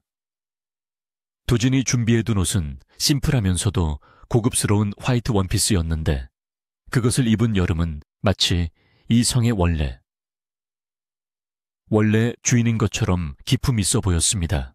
여름이 준비를 마치고 거실로 나오자 도진이 갓 내린 커피 향과 함께 그녀를 기다리고 있었는데 그는 말끔한 수트 차림으로 이미 업무를 보고 있던 중이었습니다. 그는 여름을 보자마자 환한 미소를 지으며 다가와 이마에 가볍게 입을 맞추고 간밤에 잘 잤는지 물었습니다. 도진은 오늘 아침 식사는 호텔 레스토랑에서 할 것이라고 말하며 이제 당신은 직원이 아니라 이 호텔의 주인이니 당당하게 행동하라고 격려했습니다. 여름은 여전히 걱정스러운 표정이었지만 도진의 든든한 팔짱을 끼고 펜트하우스 전용 엘리베이터를 타고 로비로 내려갔습니다. 엘리베이터 숫자가 1층을 향해 내려갈수록 여름의 심장은 두근거렸지만 어제의 두려움과는 다른 종류 중의 설렘과 긴장이었습니다. 엘리베이터 문이 열리고 로비의 도진과 여름이 모습을 드러내자 부산하게 움직이던 모든 직원들이 일제히 하던 일을 멈추고 제자리에 서서 90도로 허리를 숙였습니다. 어제까지만 해도 여름에게 업무를 떠넘기고 무시했던 동료 직원들은 감히 그녀와 눈도 마주치지 못하고 사시나무 떨듯 떨고 있었습니다. 특히 여름을 해고하고 모욕했던 총지배인은 로비 중앙에 무릎을 꿇고 앉아 식은땀을 흘리며 처분만을 기다리고 있었습니다. 도진은 차가운 눈빛으로 총지배인을 내려다보며 그가 저지른 권력 남용과 비리에 대해 조목조목 지적했고 당장 해고는 물론이고 법적 책임을 묻겠다고 선언했습니다. 총지배인은 바닥에 머리를 찌으며 한 번만 살려달라고 애원했지만 도진의 표정에는 자비가 없었습니다. 그때 여름이 조용히 도진의 팔을 잡으며 잠시 멈춰달라는 신호를 보냈고 도진은 의아한 표정으로 그녀를 바라보았습니다. 여름은 무릎 꿇은 총지배인에게 다가가 몸을 낮추고 그가 흘린 땀을 손수건으로 닦아주지는 않았지만 담담한 목소리로 말했습니다. 그녀는 개인적인 원한으로 당신을 벌하고 싶지는 않지만 당신의 행동이 호텔의 명예를 실추시키고 다른 성실한 직원들에게 상처를 주었기에 그의 합당한 처벌을 받는 것이 맞다고 말했습니다. 다만 가족들을 생각해서라도 법적인 구속까지는 가지 않도록 선처를 부탁하겠다고 도진에게 요청했는데 이는 그녀가 가진 넓은 아량과 동시에 원칙을 지키는 단호함을 보여주는 행동이었습니다. 도진은 여름의 결정에 잠시 놀랐지만 이내 그녀의 깊은 뜻을 이해하고 고개를 끄덕이며 미소를 지었습니다. 그는 총지배인에게 이번 일은 내 약혼녀의 자비 덕분에 형사고소는 취하하겠지만 업계에서 영구 퇴출되는 것은 변함없으니 당장 짐을 싸서 나가라고 명령했습니다. 총지배인은 눈물을 흘리며 여름에게 감사하다고 절을 했고 주변에 있던 직원들은 여름의 대인배 같은 모습에 진심 어린 존경의 눈빛을 보내기 시작했습니다. 도진은 직원들에게 앞으로 이 호텔의 모든 인사권과 복지 정책은 한여름 이사님이 총괄하게 될 것이라고 선포하며 그녀에게 힘을 실어주었습니다. 아침 식사를 위해 레스토랑으로 이동하는 동안 로비에 설치된 대형 TV에서는 명성건설의 최종 부도 소식과 최민호 부자의 검찰 소환 장면이 속보로 나오고 있었습니다. 포승줄에 묶여 기자들의 질문 세례를 받는 최민호의 초췌한 모습은 어제의 오만함과는 정반대로 비참하기 짝이 없었습니다. 여름은 그 뉴스를 잠시 바라보다가 시선을 거두었는데 더 이상 그들에 대한 분노나 미련이 남아있지 않았기 때문이었습니다. 그녀에게 중요한 것은 과거의 상처가 아니라 도진과 함께 만들어갈 미래라는 것을 깨달았고 도진 역시 그녀의 손을 꼭 잡으며 이제 모든 악연이 끝났음을 확인시켜 주었습니다. 식사를 마친 후 도진은 여름을 데리고 호텔을 빠져나와 미리 대기하고 있던 헬기에 올랐는데 그는 그녀에게 보여줄 진짜 선물이 따로 있다고 말했습니다. 헬기가 이륙하고 서울의 정영이 발 아래로 펼쳐지자 도진은 헤드셋을 통해 여름에게 창밖을 보라고 가리켰습니다. 그들이 향한 곳은 서울 근교의 아름다운 수목원과 그 옆에 지어지고 있는 거대한 유리 온실 단지였습니다. 도진은 저곳이 앞으로 당신이 운영하게 될 아우라 재단의 본부이자 당신의 꿈이었던 꽃집을 세상에서 가장 큰 규모로 실현한 곳이라고 설명했습니다. 그는 단순히 꽃을 파는 곳이 아니라 어려운 환경에 처한 사람들을 고용하고 그들에게 희망을 주는 사회적 기업을 만들었다며 이것이 내가 당신에게 바치는 제국의 일부라고 말했습니다. 여름은 하늘에서 내려다본 그 아름다운 풍경과 도진의 세심한 배려에 감동하여 말을 잇지 못하고 눈물만 흘렸습니다. 자신이 무심코 던졌던 작은 꿈을 이토록 거대하고 의미 있는 현실로 만들어준 도진의 능력과 사랑에 압도되었기 때문입니다. 도진은 헬기 안에서 서류 봉투 하나를 건넸는데 그 안에는 아우라 그룹의 지분량도 서류와 재단 이사장 임명장이 들어있었습니다. 그는 이것은 선물이 아니라 당신이 가진 따뜻한 마음을 세상에 전파하기 위한 도구일 뿐이라며 부디 내 옆에서 이 제국을 함께 통치해달라고 부탁했습니다. 헬기가 수목원 착륙장에 내리자 수많은 재단 직원들이 나와 환호하며 새로운 이사장을 맞이했습니다. 여름은 도진의 손을 잡고 헬기에서 내리며 더 이상 숨거나 피하지 않고 당당하게 자신의 운명을 받아들이기로 결심했습니다. 그녀는 도진을 향해 밝게 웃으며 당신이 선물한 이 제국을 사랑과 희망으로 가득 채우겠다고 약속했습니다. 두 사람은 쏟아지는 햇살 아래에서 서로를 마주보며 새로운 시작을 알리는 뜨거운 포옹을 나누었고 멀리서 불어오는 바람은 꽃향기를 머금고 그들의 앞날을 축복하는 듯 했습니다. 하지만 이야기의 끝은 아직 아니었습니다. 진정한 행복을 위해서는 그들이 넘어야 할 마지막 과제, 즉 도진의 집안 내부의 반대와 시련이 기다리고 있었기 때문입니다. 헬기가 수목원 착륙장에 내려앉고 프로펠러에 굉음이 잦아들 무렵 강도진의 비서실장이 심각한 표정으로 다가와 귓속말을 전했는데 그것은 도진이 가장 우려하던 상황이 벌어졌음을 알리는 신호였습니다. 아우라 그룹의 원로들과 친인척들로 구성된 가족회의인 원로원이 긴급 소집되었으며 그들이 도진의 일방적인 약혼 발표에 격분하여 지금 당장 본가인 성북동 저택으로 들어오라는 호출을 보낸 것이었습니다. 도진은 잠시 미간을 찌푸리며 한여름을 이 싸움에 끌어들이고 싶지 않아 혼자 다녀오겠다고 말했지만 여름은 단호하게 고개를 저으며 그의 손을 잡았습니다.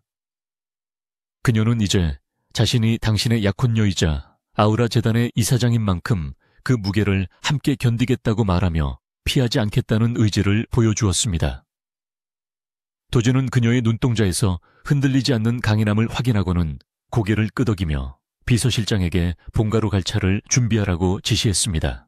성북동으로 향하는 검은 세단 안에서 도진은 여름의 손을 꼭 잡고 앞으로 벌어질 일에 대해 미리 경고해 주었는데 본가 사람들은 이익을 위해서라면 가족이라도 물어뜯는 하이에나 같은 존재들이라고 설명했습니다. 그는 그들이 어떤 모욕적인 말을 하더라도 절대 기죽지 말고 자신이 곁에 있다는 사실만 기억하라고 당부하며 여름의 긴장을 풀어주려 노력했습니다. 여름은 창밖으로 스쳐 지나가는 풍경을 바라보며 마음을 다잡았는데 그녀는 이미 도진과 함께라면 그 어떤 지옥불이라도 걸어갈 각오가 되어 있었기 때문입니다. 차가 거대한 성벽처럼 둘러쳐진 저택의 육중한 대문을 통과하자 정원에는 이미 수십 대의 고급차들이 주차되어 있었고 집 안에서는 무거운 침묵과 함께 살벌한 기운이 흘러나오고 있었습니다. 현관에 들어서자 집사들이 도열하여 인사를 했지만 그들의 표정 또한 얼어붙어 있어 집안의 분위기를 짐작게 했고 도진은 여름의 어깨를 감싸 안으며 당당하게 거실로 향했습니다. 거실에는 아우라 가문의 모든 친인척들이 모여 있었는데 그들은 도진과 여름이 들어오자마자 따가운 시선을 쏘아대며 적개심을 드러냈습니다. 상석에는 도진의 작은 할아버지이자 그룹의 명예 고문인 강노인이 지팡이를 짚고 앉아 있었고 그 양옆으로 도진의 고모들과 삼촌들이 팔짱을 낀 채 불만 섞인 표정으로 앉아 있었습니다. 강노인은 도진이 인사를 하기도 전에 지팡이로 바닥을 내리치며 이게 무슨 망신스러운 짓이냐고 고함을 질렀는데 그 소리는 넓은 거실을 쩌렁쩌렁 울리며 긴장감을 고조시켰습니다. 강노인은 도진에게 회장 취임식 날 웨이터 노름을 한 것도 모자라 근본도 없는 여자를 약혼녀랍시고 전 국민 앞에 공개한 것은 가문의 수치라고 비난을 퍼부었습니다. 그는 여름을 손가락질하며 당장 이 여자를 내보내고 그룹의 위상에 걸맞은 혼처를 다시 알아보라고 윽박질렀는데 그의 언사는 듣는 이의 귀를 의심케 할 정도로 천박하고 모욕적이었습니다. 주변의 친척들 역시 거들며 어디서 굴러먹던 여자가 감히 아우라 가문의 문지방을 넘냐며 여름의 가정 형편과 부모님까지 들먹이며 비아냥거렸습니다. 여름은 수치심에 얼굴이 붉어졌지만 도진의 손을 꽉 잡고 고개를 숙이지 않은 채 그들의 비난을 묵묵히 받아내고 있었습니다. 도진이 나서서 입을 열려는 순간 여름이 한 발 앞으로 나서며 정중하지만 또렷한 목소리로 강노인과 친척들을 향해 말을 시작했습니다. 그녀는 자신이 가진 재산이나 배경이 여러분의 기준에 미치지 못한다는 것은 잘 알고 있지만 그것이 자신의 인격이나 가치를 결정하는 것은 아니라고 당당하게 말했습니다. 그녀는 도진을 사랑하는 것은 그의 돈이나 배경 때문이 아니라 그의 진심과 상처를 보았기 때문이며 자신은 그를 행복하게 해줄 자신이 있다고 덧붙였습니다. 여름의 당돌한 발언에 좌중은 충격을 받은 듯 잠시 조용해졌지만 이내 도진의 고모가 코웃음을 치며 건방지다며 소리를 질렀습니다. 고모는 자리에서 벌떡 일어나 여름에게 다가와 찻잔에 담긴 물을 그녀의 얼굴에 뿌리려 했지만 도진이 순식간에 고모의 손목을 낚아채며 제지했습니다. 도진의 악력에 고모는 비명을 지르며 찻잔을 떨어뜨렸고 쨍그랑하는 파여름과 함께 거실의 분위기는 일촉즉발의 상황으로 치달았습니다. 도진은 고모의 손목을 거칠게 놓고 싸늘하게 식은 눈동자로 거실에 모인 모든 사람들을 하나하나 둘러보았습니다. 그의 눈빛은 더 이상 조카나 손자의 것이 아니라 거대한 제국을 통치하는 절대 권력자의 그것이었으며 그 서늘한 기백에 압도된 친척들은 저도 모르게 숨을 죽였습니다. 도진은 낮고 차가운 목소리로 경고했는데 만약 이 시간 이후로 내 약혼녀에게 손끝 하나라도 건드리거나 모욕적인 언사를 내뱉는 사람은 가족이 아니라 적으로 간주하겠다고 선언했습니다. 그는 강노인을 똑바로 응시하며 자신이 회장직에 오른 것은 혈연 때문이 아니라 실력으로 이사회의 만장일치 추대를 받았기 때문임을 상기시켰습니다. 또한 그는 현재 그룹의 지주회사 지분 51%를 확보하고 있으며 여기 계신 분들이 누리고 있는 모든 배당금과 계열사 경영권은 오로지 자신의 서명 하나로 박탈될 수 있다는 사실을 냉정하게 통보했습니다. 도진의 말은 단순한 협박이 아니라 실질적인 힘을 바탕으로 한 사형 선고나 다름없었기에 거실 안은 공포로 얼어붙었습니다. 친척들은 그제야 사태의 심각성을 깨닫고 서로 눈치를 보며 웅성거리기 시작했는데 도진이 이미 그룹 내 모든 권력을 장악했다는 사실을 간과하고 있었던 탓이었습니다. 도진은 비서실장에게 서류 가방을 가져오라고 손짓했고 그 안에서 두툼한 서류 뭉치를 꺼내 테이블 위에 던져놓았습니다. 그것은 친척들이 그동안 저질러온 횡령과 배임, 그리고 각종 비리 행위가 담긴 내부 감사 보고서였는데 도진은 이것을 검찰에 넘길지 아니면 조용히 은퇴하여 연금이나 받으며 살지 선택하라고 최후 통첩을 날렸습니다. 강노인의 얼굴은 사색이 되었고 기세등등하던 고모와 삼촌들은 고개를 떨구며 도진의 처분만을 기다리는 신세로 전락했습니다. 도진은 여름의 어깨를 감싸 안으며 다시 한번 명확하게 선언했는데 한여름은 내 유일한 가족이자 아우라 그룹의 안주인이 될 것이며 그 누구도 이 결정에 토를 달 수 없다고 못 박았습니다. 그는 강 노인에게 결혼식 날짜는 우리가 알아서 정할 테니 참석하고 싶으면 예의를 갖추고 오라고 말한 뒤 미련 없이 몸을 돌렸습니다. 여름은 떨고 있는 친척들을 향해 정중하게 목례를 하고 도진을 따라 나갔는데 그녀의 뒷모습은 그 어느 때보다 품이 있고 당당해 보였습니다. 저택을 빠져나오는 두 사람의 뒤로 친척들의 탄식과 후회의 목소리가 들려왔지만 도진은 결코 뒤를 돌아보지 않았습니다. 채 다시 오른 도진은 긴장이 풀린 듯 깊은 한숨을 내쉬며 여름을 끌어안고 미안하다는 말을 되풀이했습니다. 그는 가족이라는 이름으로 당신에게 상처를 준 것이 너무나 고통스럽다고 말하며 눈시울을 붉혔는데 여름은 그런 그의 등을 토닥이며 괜찮다고 위로했습니다. 그녀는 오히려 당신이 얼마나 외롭게 싸워왔는지 알게 되었다며 앞으로는 자신이 그 짐을 나누어 주겠다고 다짐했습니다. 도지는 여름의 품에서 비로소 안식을 찾았고 그녀야말로 자신이 평생을 바쳐 지켜야 할 안식처임을 다시 한번 뼈저리게 느꼈습니다. 그때 도진의 핸드폰으로 비서실장에 보고 문자가 도착했는데 그것은 최민호 일가가 구속 수사를 피하기 위해 마지막 발악으로 언론의 허위 사실을 유포하려 했다는 내용이었습니다. 최민호 측은 여름이 과거에 유흥업소에서 일했다는 조작된 증거를 만들어 인터넷에 퍼뜨리려 했지만 도진의 정보팀이 이를 사전에 감지하고 원천 봉쇄했던 것입니다. 도진은 차가운 미소를 지으며 비서실장에게 최민호 측 변호인단에게 전화를 걸어 합의는 절대 없으며 최고 형량을 구형받도록 모든 법적 조치를 취하라고 명령했습니다.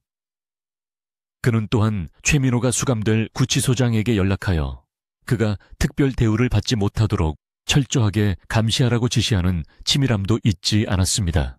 도진은 이제 모든 장애물이 제거되었음을 확인하고 여름에게 오늘 밤은 호텔 펜트하우스가 아니라 자신이 진짜 아끼는 비밀 장소로 가자고 제안했습니다. 차는 서울을 벗어나 한적한 교외의 강변 도로를 달리기 시작했고 창밖으로는 은은한 달빛이 강물 위로 부서지고 있었습니다. 여름은 도진의 어깨에 머리를 기대고 평화로운 풍경을 감상하며 지난 며칠간 겪었던 폭풍 같은 사건들이 마치 꿈처럼 느껴졌습니다.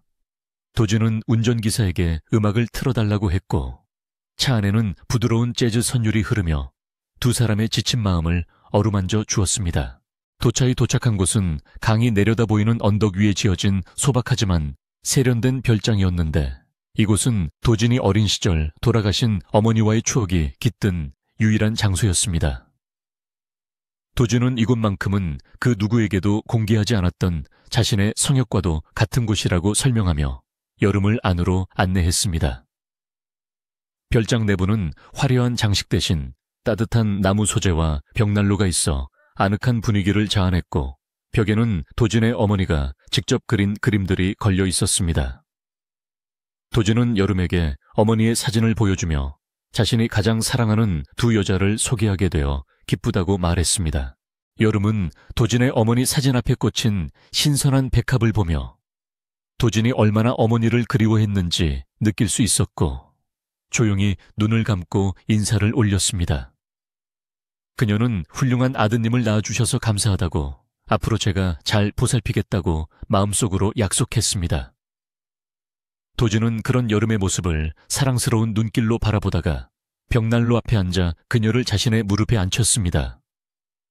타닥타닥 타오르는 장작불 소리와 함께 두 사람은 서로의 천을 느끼며 오랫동안 말없이 앉아 있었는데 그 침묵은 100마디 말보다 더 깊은 사랑의 언어였습니다. 도진은 여름의 머리카락을 넘겨주며 이제 우리 앞에 남은 것은 행복한 미래뿐이라고 속삭였습니다. 그는 내일 아침이 되면 세상은 우리의 결혼 발표로 떠들썩하겠지만 우리는 그 소란 속에서도 서로의 손을 놓지 말고 굳건하게 걸어가자고 약속했습니다. 여름은 도진의 목을 끌어안고 키스로 대답을 대신했고 두 사람의 그림자는 벽난로 불빛을 받아 하나로 겹쳐졌습니다. 밖에는 밤새도록 부드러운 바람이 불어와 별장의 창문을 두드렸고 하늘에는 수많은 별들이 쏟아질 듯 반짝이며 그들의 앞날을 축복해주고 있었습니다.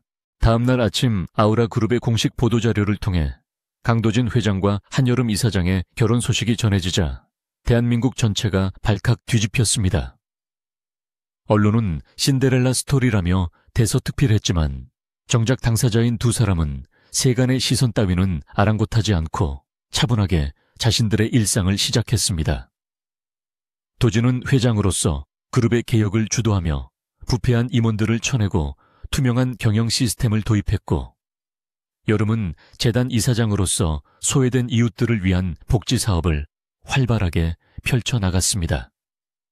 두 사람은 각자의 위치에서 최선을 다하면서도 저녁이면 반드시 함께 식사를 하며 하루의 일과를 나누는 평범한 연인의 모습을 잃지 않았습니다. 어느 날 오후 도준은 집무실에서 창밖을 내려다보며 문득 여름을 처음 만났던 그 연회장을 떠올렸습니다.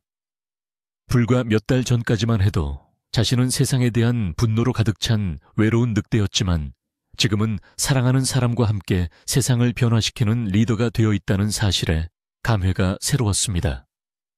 그는 책상 위에 놓인 여름의 사진을 보며 미소를 지었고 인터폰을 눌러 비서에게 이번 주말에 있을 결혼식 준비 상황을 점검하라고 지시했습니다. 그는 이번 결혼식이 단순히 두 사람의 결합을 넘어 아우라그룹이 새로운 시대로 나아가는 상징적인 행사가 되기를 바랐습니다. 한편 여름은 재단 사무실에서 꽃꽂이 수업을 진행하고 있었는데 그녀의 표정은 그 어느 때보다 평온하고 행복해 보였습니다. 수강생들은 그녀가 재벌 회장의 약혼녀라는 사실을 잊을 만큼 친근하게 대했고 여름 역시 권위 의식 없이 그들과 어울리며 진심으로 소통했습니다. 수업이 끝난 후 그녀는 도진에게 보낼 작은 꽃다발을 만들며 그 안에 담긴 꽃말들을 하나하나 되새겼습니다. 변치 않는 사랑과 신뢰, 그리고 영원한 헌신이라는 의미를 담은 꽃다발은 그녀가 도진에게 줄 수 있는 가장 큰 보물이었습니다. 그녀는 창밖으로 보이는 푸른 하늘을 바라보며 이제 곧 다가올 그와의 완벽한 해피엔딩을 꿈꾸며 행복한 미소를 지었습니다. 대한민국 최고의 호텔인 그랜드 헬리오스의 야외 정원은 1년 중 가장 찬란한 봄의 햇살을 받아 눈부시게 빛나고 있었고 공기 중에는 수천 송이의 백합과 작약이 뿜어내는 향긋한 내음이 가득 차 있었습니다. 오늘은 아우라그룹의 강도진 회장과 한여름 이사장의 결혼식이 열리는 날이었는데 언론은 이를 두고 단군 이래 가장 성대하고 아름다운 세기의 결혼식이라며 연일 대서특필하고 있었습니다. 정원 입구에서부터 버진 로드까지 이어진 길에는 화려한 꽃장식이 구름처럼 깔려 있었고 하객으로 참석한 정재계의 거물들과 유명 인사들은 설레는 표정으로 두 사람의 등장을 기다리고 있었습니다. 하지만 이 화려한 겉모습보다 더욱 빛나는 것은 신부 대기실에 앉아있는 한여름의 모습이었는데 순백의 웨딩드레스를 입은 그녀는 마치 천상에서 내려온 천사처럼 고귀하고 아름다웠습니다. 그녀는 거울 속에 비친 자신의 모습을 바라보며 불과 몇 달 전만 해도 빗독촉에 시달리며 눈물 흘리던 자신의 과거가 까마득한 옛날 일처럼 느껴져 가슴이 벅차올랐습니다.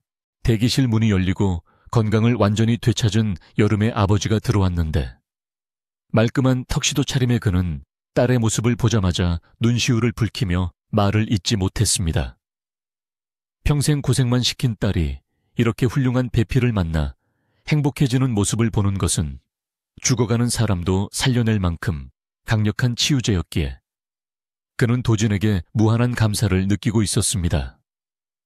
아버지는 떨리는 손으로 여름의 손을 잡으며 우리 딸이 세상에서 제일 예쁘다고 이제는 행복할 일만 남았다고 축복해 주었습니다. 여름은 아버지의 거친 손을 어루만지며 이 모든 기적을 만들어준 도진에게 다시 한번 깊은 사랑을 느꼈고 이제 자신이 그 사랑을 갚아나갈 차례라고 다짐했습니다. 그녀는 아버지의 팔짱을 끼고 대기실을 나서며 새로운 인생을 향한 힘찬 발걸음을 내디뎠는데 그 발걸음에는 두려움 대신 확신과 기쁨만이 가득했습니다. 야외 결혼식장의 분위기는 웅장한 오케스트라의 연주와 함께 절정으로 치닫고 있었고 사회자의 개식 선언에 이어 신랑 강도진이 입장했습니다. 검은색 턱시도를 완벽하게 소화한 도진은 그 어느 때보다 위풍당당하고 카리스마 넘치는 모습으로 버진 로드를 걸어 들어왔는데 하객들은 그의 압도적인 아우라에 숨을 죽이며 박수를 보냈습니다. 단상 앞에 선 도진은 뒤를 돌아 신부 입장을 기다렸는데 그의 눈빛은 냉철한 기업가의 것이 아니라 사랑에 빠진 한 남자의 설렘으로 가득 차 있었습니다. 그는 문득 처음 여름을 만났던 그날의 연회장을 떠올렸는데 모두가 자신을 비웃고 모욕할 때 유일하게 무릎을 꿇고 유리 조각을 치워주던 그녀의 모습이 주마등처럼 스쳐 지나갔습니다. 그때 그는 결심했었습니다. 이 여자를 위해서라면 내 모든 것을 바쳐서라도 지켜내겠다고. 그리고 오늘 그 결심이 결실을 맺는 순간이었습니다. 드디어 거대한 꽃장식 문이 열리고 아버지의 손을 잡은 여름이 모습을 드러내자 하객들 사이에서는 감탄사가 터져 나왔고 곳곳에서 플래시가 터졌습니다. 햇살을 받아 반짝이는 티아라와 길게 늘어진 베일, 그리고 수줍은 듯 행복한 미소를 머금은 여름은 이 세상의 언어로는 표현할 수 없을 만큼 아름다웠습니다. 도준은 그녀에게서 눈을 떼지 못한 채 그녀가 한 걸음씩 다가올 때마다 자신의 심장이 거세게 뛰는 것을 느꼈습니다. 그녀는 단순한 신부가 아니라 자신의 텅 빈 영혼을 채워준 구원자이자 차가운 제국에 온기를 불어넣은 진정한 여왕이었습니다. 아버지가 도진에게 여름의 손을 넘겨주며 딸을 잘 부탁한다고 말하자 도진은 정중하게 허리를 숙여 인사하고 여름의 손을 조심스럽게 건네받았습니다. 두 손이 맞닿는 순간 서로에게 전해진 따뜻한 온기는 두 사람을 영원히 하나로 묶어주는 보이지 않는 붉은 실과도 같았습니다. 줄에 없는 결혼식으로 진행된 예식에서 두 사람은 서로에게 직접 쓴 혼인 서약서를 낭독했는데 도진의 서약은 하객들의 심금을 울리기에 충분했습니다. 그는 마이크를 잡고 여름을 바라보며 당신은 내가 가진 배경이나 돈이 아니라 나의 가장 초라한 모습을 사랑해준 유일한 사람이라고 고백했습니다. 그는 세상 모든 사람들이 나를 회장 강도진으로 대할 때 당신만이 나를 인간 강도진으로 봐주었기에 나는 당신에게 내 생명과도 같은 이 제국을 바친다고 선언했습니다. 그의 목소리는 떨리고 있었지만 그 안에 담긴 진심은 바위처럼 단단하여 듣는 이들의 가슴에 깊은 울림을 주었습니다. 여름 역시 눈물을 글썽이며 당신이 지켜준 나의 꿈과 희망을 이제는 당신을 위해 쓰겠다고 당신의 곁에서 영원히 가장 든든한 아내이자 친구가 되겠다고 화답했습니다. 예물 교환의 순서가 되자 도진은 미리 준비한 특별한 반지를 꺼냈는데 그것은 세상에 단 하나뿐인 핑크 다이아몬드로 제작된 것으로 영원히 변치 않는 사랑을 상징했습니다. 반지를 끼워주며 도진은 여름의 귀에만 들리도록 작게 속삭였는데 이 반지는 시작일 뿐이야. 내가 약속했던 제국, 이제 당신 거야. 라는 말이었습니다. 그 말은 단순한 물질적인 선물을 의미하는 것이 아니라 그녀가 마음껏 선한 영향력을 펼칠 수 있는 거대한 무대와 권력을 의미했습니다. 하객들의 우레와 같은 박수와 축복 속에서 두 사람은 뜨거운 입맞춤을 나누었고 하늘에서는 꽃비가 내려 두 사람의 앞날을 축복해 주었습니다. 이 장면은 생중계 카메라를 통해 전 세계로 송출되었고 수많은 사람들이 이 현대판 신데렐라 스토리에 열광하며 감동의 눈물을 흘렸습니다. 결혼식이 끝나고 이어진 피로연은 호텔 대연회장에서 열렸는데 이곳은 도진과 여름이 처음 만났던 바로 그 장소여서 감회가 남달랐습니다. 불과 몇 달 전 여름이 유리 조각을 줍던 그 바닥 위에는 이제 레드카펫이 깔려 있었고 그녀를 무시했던 사람들은 이제 그녀의 눈짓 하나에도 쩔쩔매며 축하 인사를 건네고 있었습니다. 도진은 샴페인 잔을 들고 여름과 함께 테이블을 돌며 하객들에게 인사를 했는데 그의 태도는 여유로우면서도 기품이 흘러 넘쳤습니다.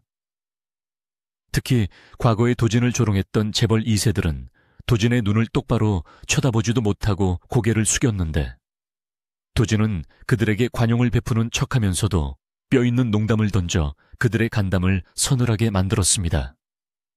그는 이제 더 이상 숨어있는 웨이터가 아니라 명실상부한 제국의 황제로서 그들을 통치하고 있었습니다. 피로연 도중 대형 스크린에는 특별 영상이 상영되었는데 그것은 도진이 여름 몰래 준비한 서프라이즈 선물이었습니다. 영상에는 아우라 재단이 후원하는 전 세계의 고아원과 병원, 그리고 학교에서 보내온 감사 메시지들이 담겨 있었는데 아이들은 해맑게 웃으며 한여름 이사장님 감사합니다. 행복하세요 라고 외치고 있었습니다. 여름은 영상을 보며 감동하여 눈물을 흘렸고 도진은 그런 그녀를 안아주며 이것이 바로 당신이 가진 힘이고 당신이 다스릴 진짜 제국이라고 말해 주었습니다. 그는 단순히 불을 축적하는 것을 넘어 그 불을 이용해 세상을 따뜻하게 만드는 것이야말로 진정한 귀족의 의무이며 여름이 그 일을 해낼 적임자임을 확신했습니다. 하객들은 두 사람의 아름다운 마음에 감동하여 기립박수를 보냈고 연 회장은 훈훈한 감동으로 가득 찼습니다. 밤이 깊어지고 하객들이 하나둘 떠나갈 무렵 도진과 여름은 호텔 최상층 펜트하우스의 테라스로 나와 서울의 야경을 내려다보았습니다.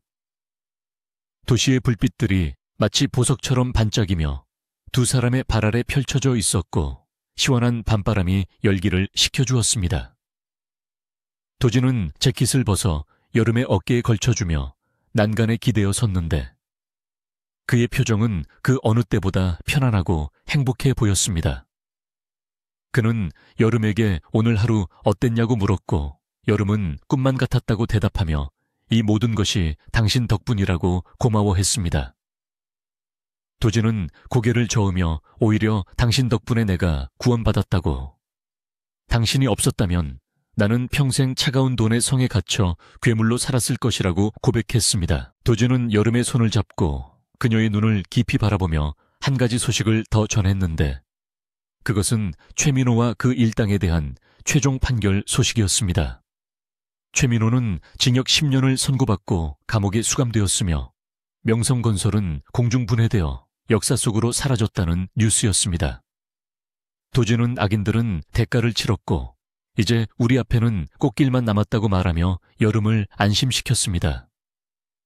여름은 씁쓸한 표정으로 그들의 몰락을 안타까워했지만 인과응보라는 사실을 받아들이며 고개를 끄덕였습니다. 그녀는 이제 과거의 악연은 모두 잊고 도진과 함께 만들어갈 미래에만 집중하기로 마음먹었습니다. 도진은 그런 그녀의 이마에 키스하며 이제 우리는 그 누구도 넘볼 수 없는 단단한 성을 쌓았으니 안심하고 행복을 누리자고 속삭였습니다. 시간이 흘러 1년 뒤 여름은 아우라 재단의 이사장으로서 눈콧들 새 없이 바쁜 나날을 보내고 있었지만 그녀의 얼굴에는 언제나 생기가 넘쳤습니다. 그녀는 단순히 서류에 도장만 찍는 이사장이 아니라 직접 현장을 발로 뛰며 어려운 이웃들을 살피는 실천하는 리더로 존경받고 있었습니다. 어느 날 오후 그녀가 보육원에서 봉사활동을 마치고 나오자 검은색 세단 한 대가 미끄러지듯 다가와 멈춰 섰습니다. 차 문이 열리고 도진이 내려 그녀를 맞이했는데 그는 여전히 멋진 수트 차림으로 아내를 에스코트했습니다. 도진은 여름의 앞치마에 묻은 흙투성이를 털어주며 오늘도 수고했다고 다정하게 말했고 여름은 환하게 웃으며 그를 반겼습니다. 두 사람은 한강공원 벤치에 앉아 소박하게 떡볶이를 먹으며 데이트를 즐겼는데 지나가는 시민들은 그들이 대한민국 최고의 재벌 부부라는 사실을 알아보지 못했습니다. 그들은 화려한 파티나 명품 쇼핑보다 이렇게 소소한 일상을 함께 나누는 것에서 더 큰 행복을 느꼈습니다. 도진은 여름에게 요즘 재단 일이 너무 힘든 거 아니냐며 걱정했지만 여름은 당신이 선물해준 이 제국을 지키는 일이니 하나도 힘들지 않다고 씩씩하게 대답했습니다. 도진은 그런 그녀가 너무나 사랑스러워 어쩔 줄 몰라 하며 그녀의 볼을 꼬집었고 두 사람은 어린아이처럼 장난을 치며 웃음을 터뜨렸습니다.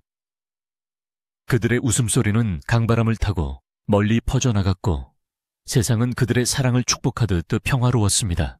해질 역이 되자 도진은 여름을 데리고 남산타워가 보이는 전망대로 올라갔는데 그곳은 그들이 처음으로 서로의 마음을 확인했던 장소와 비슷했습니다.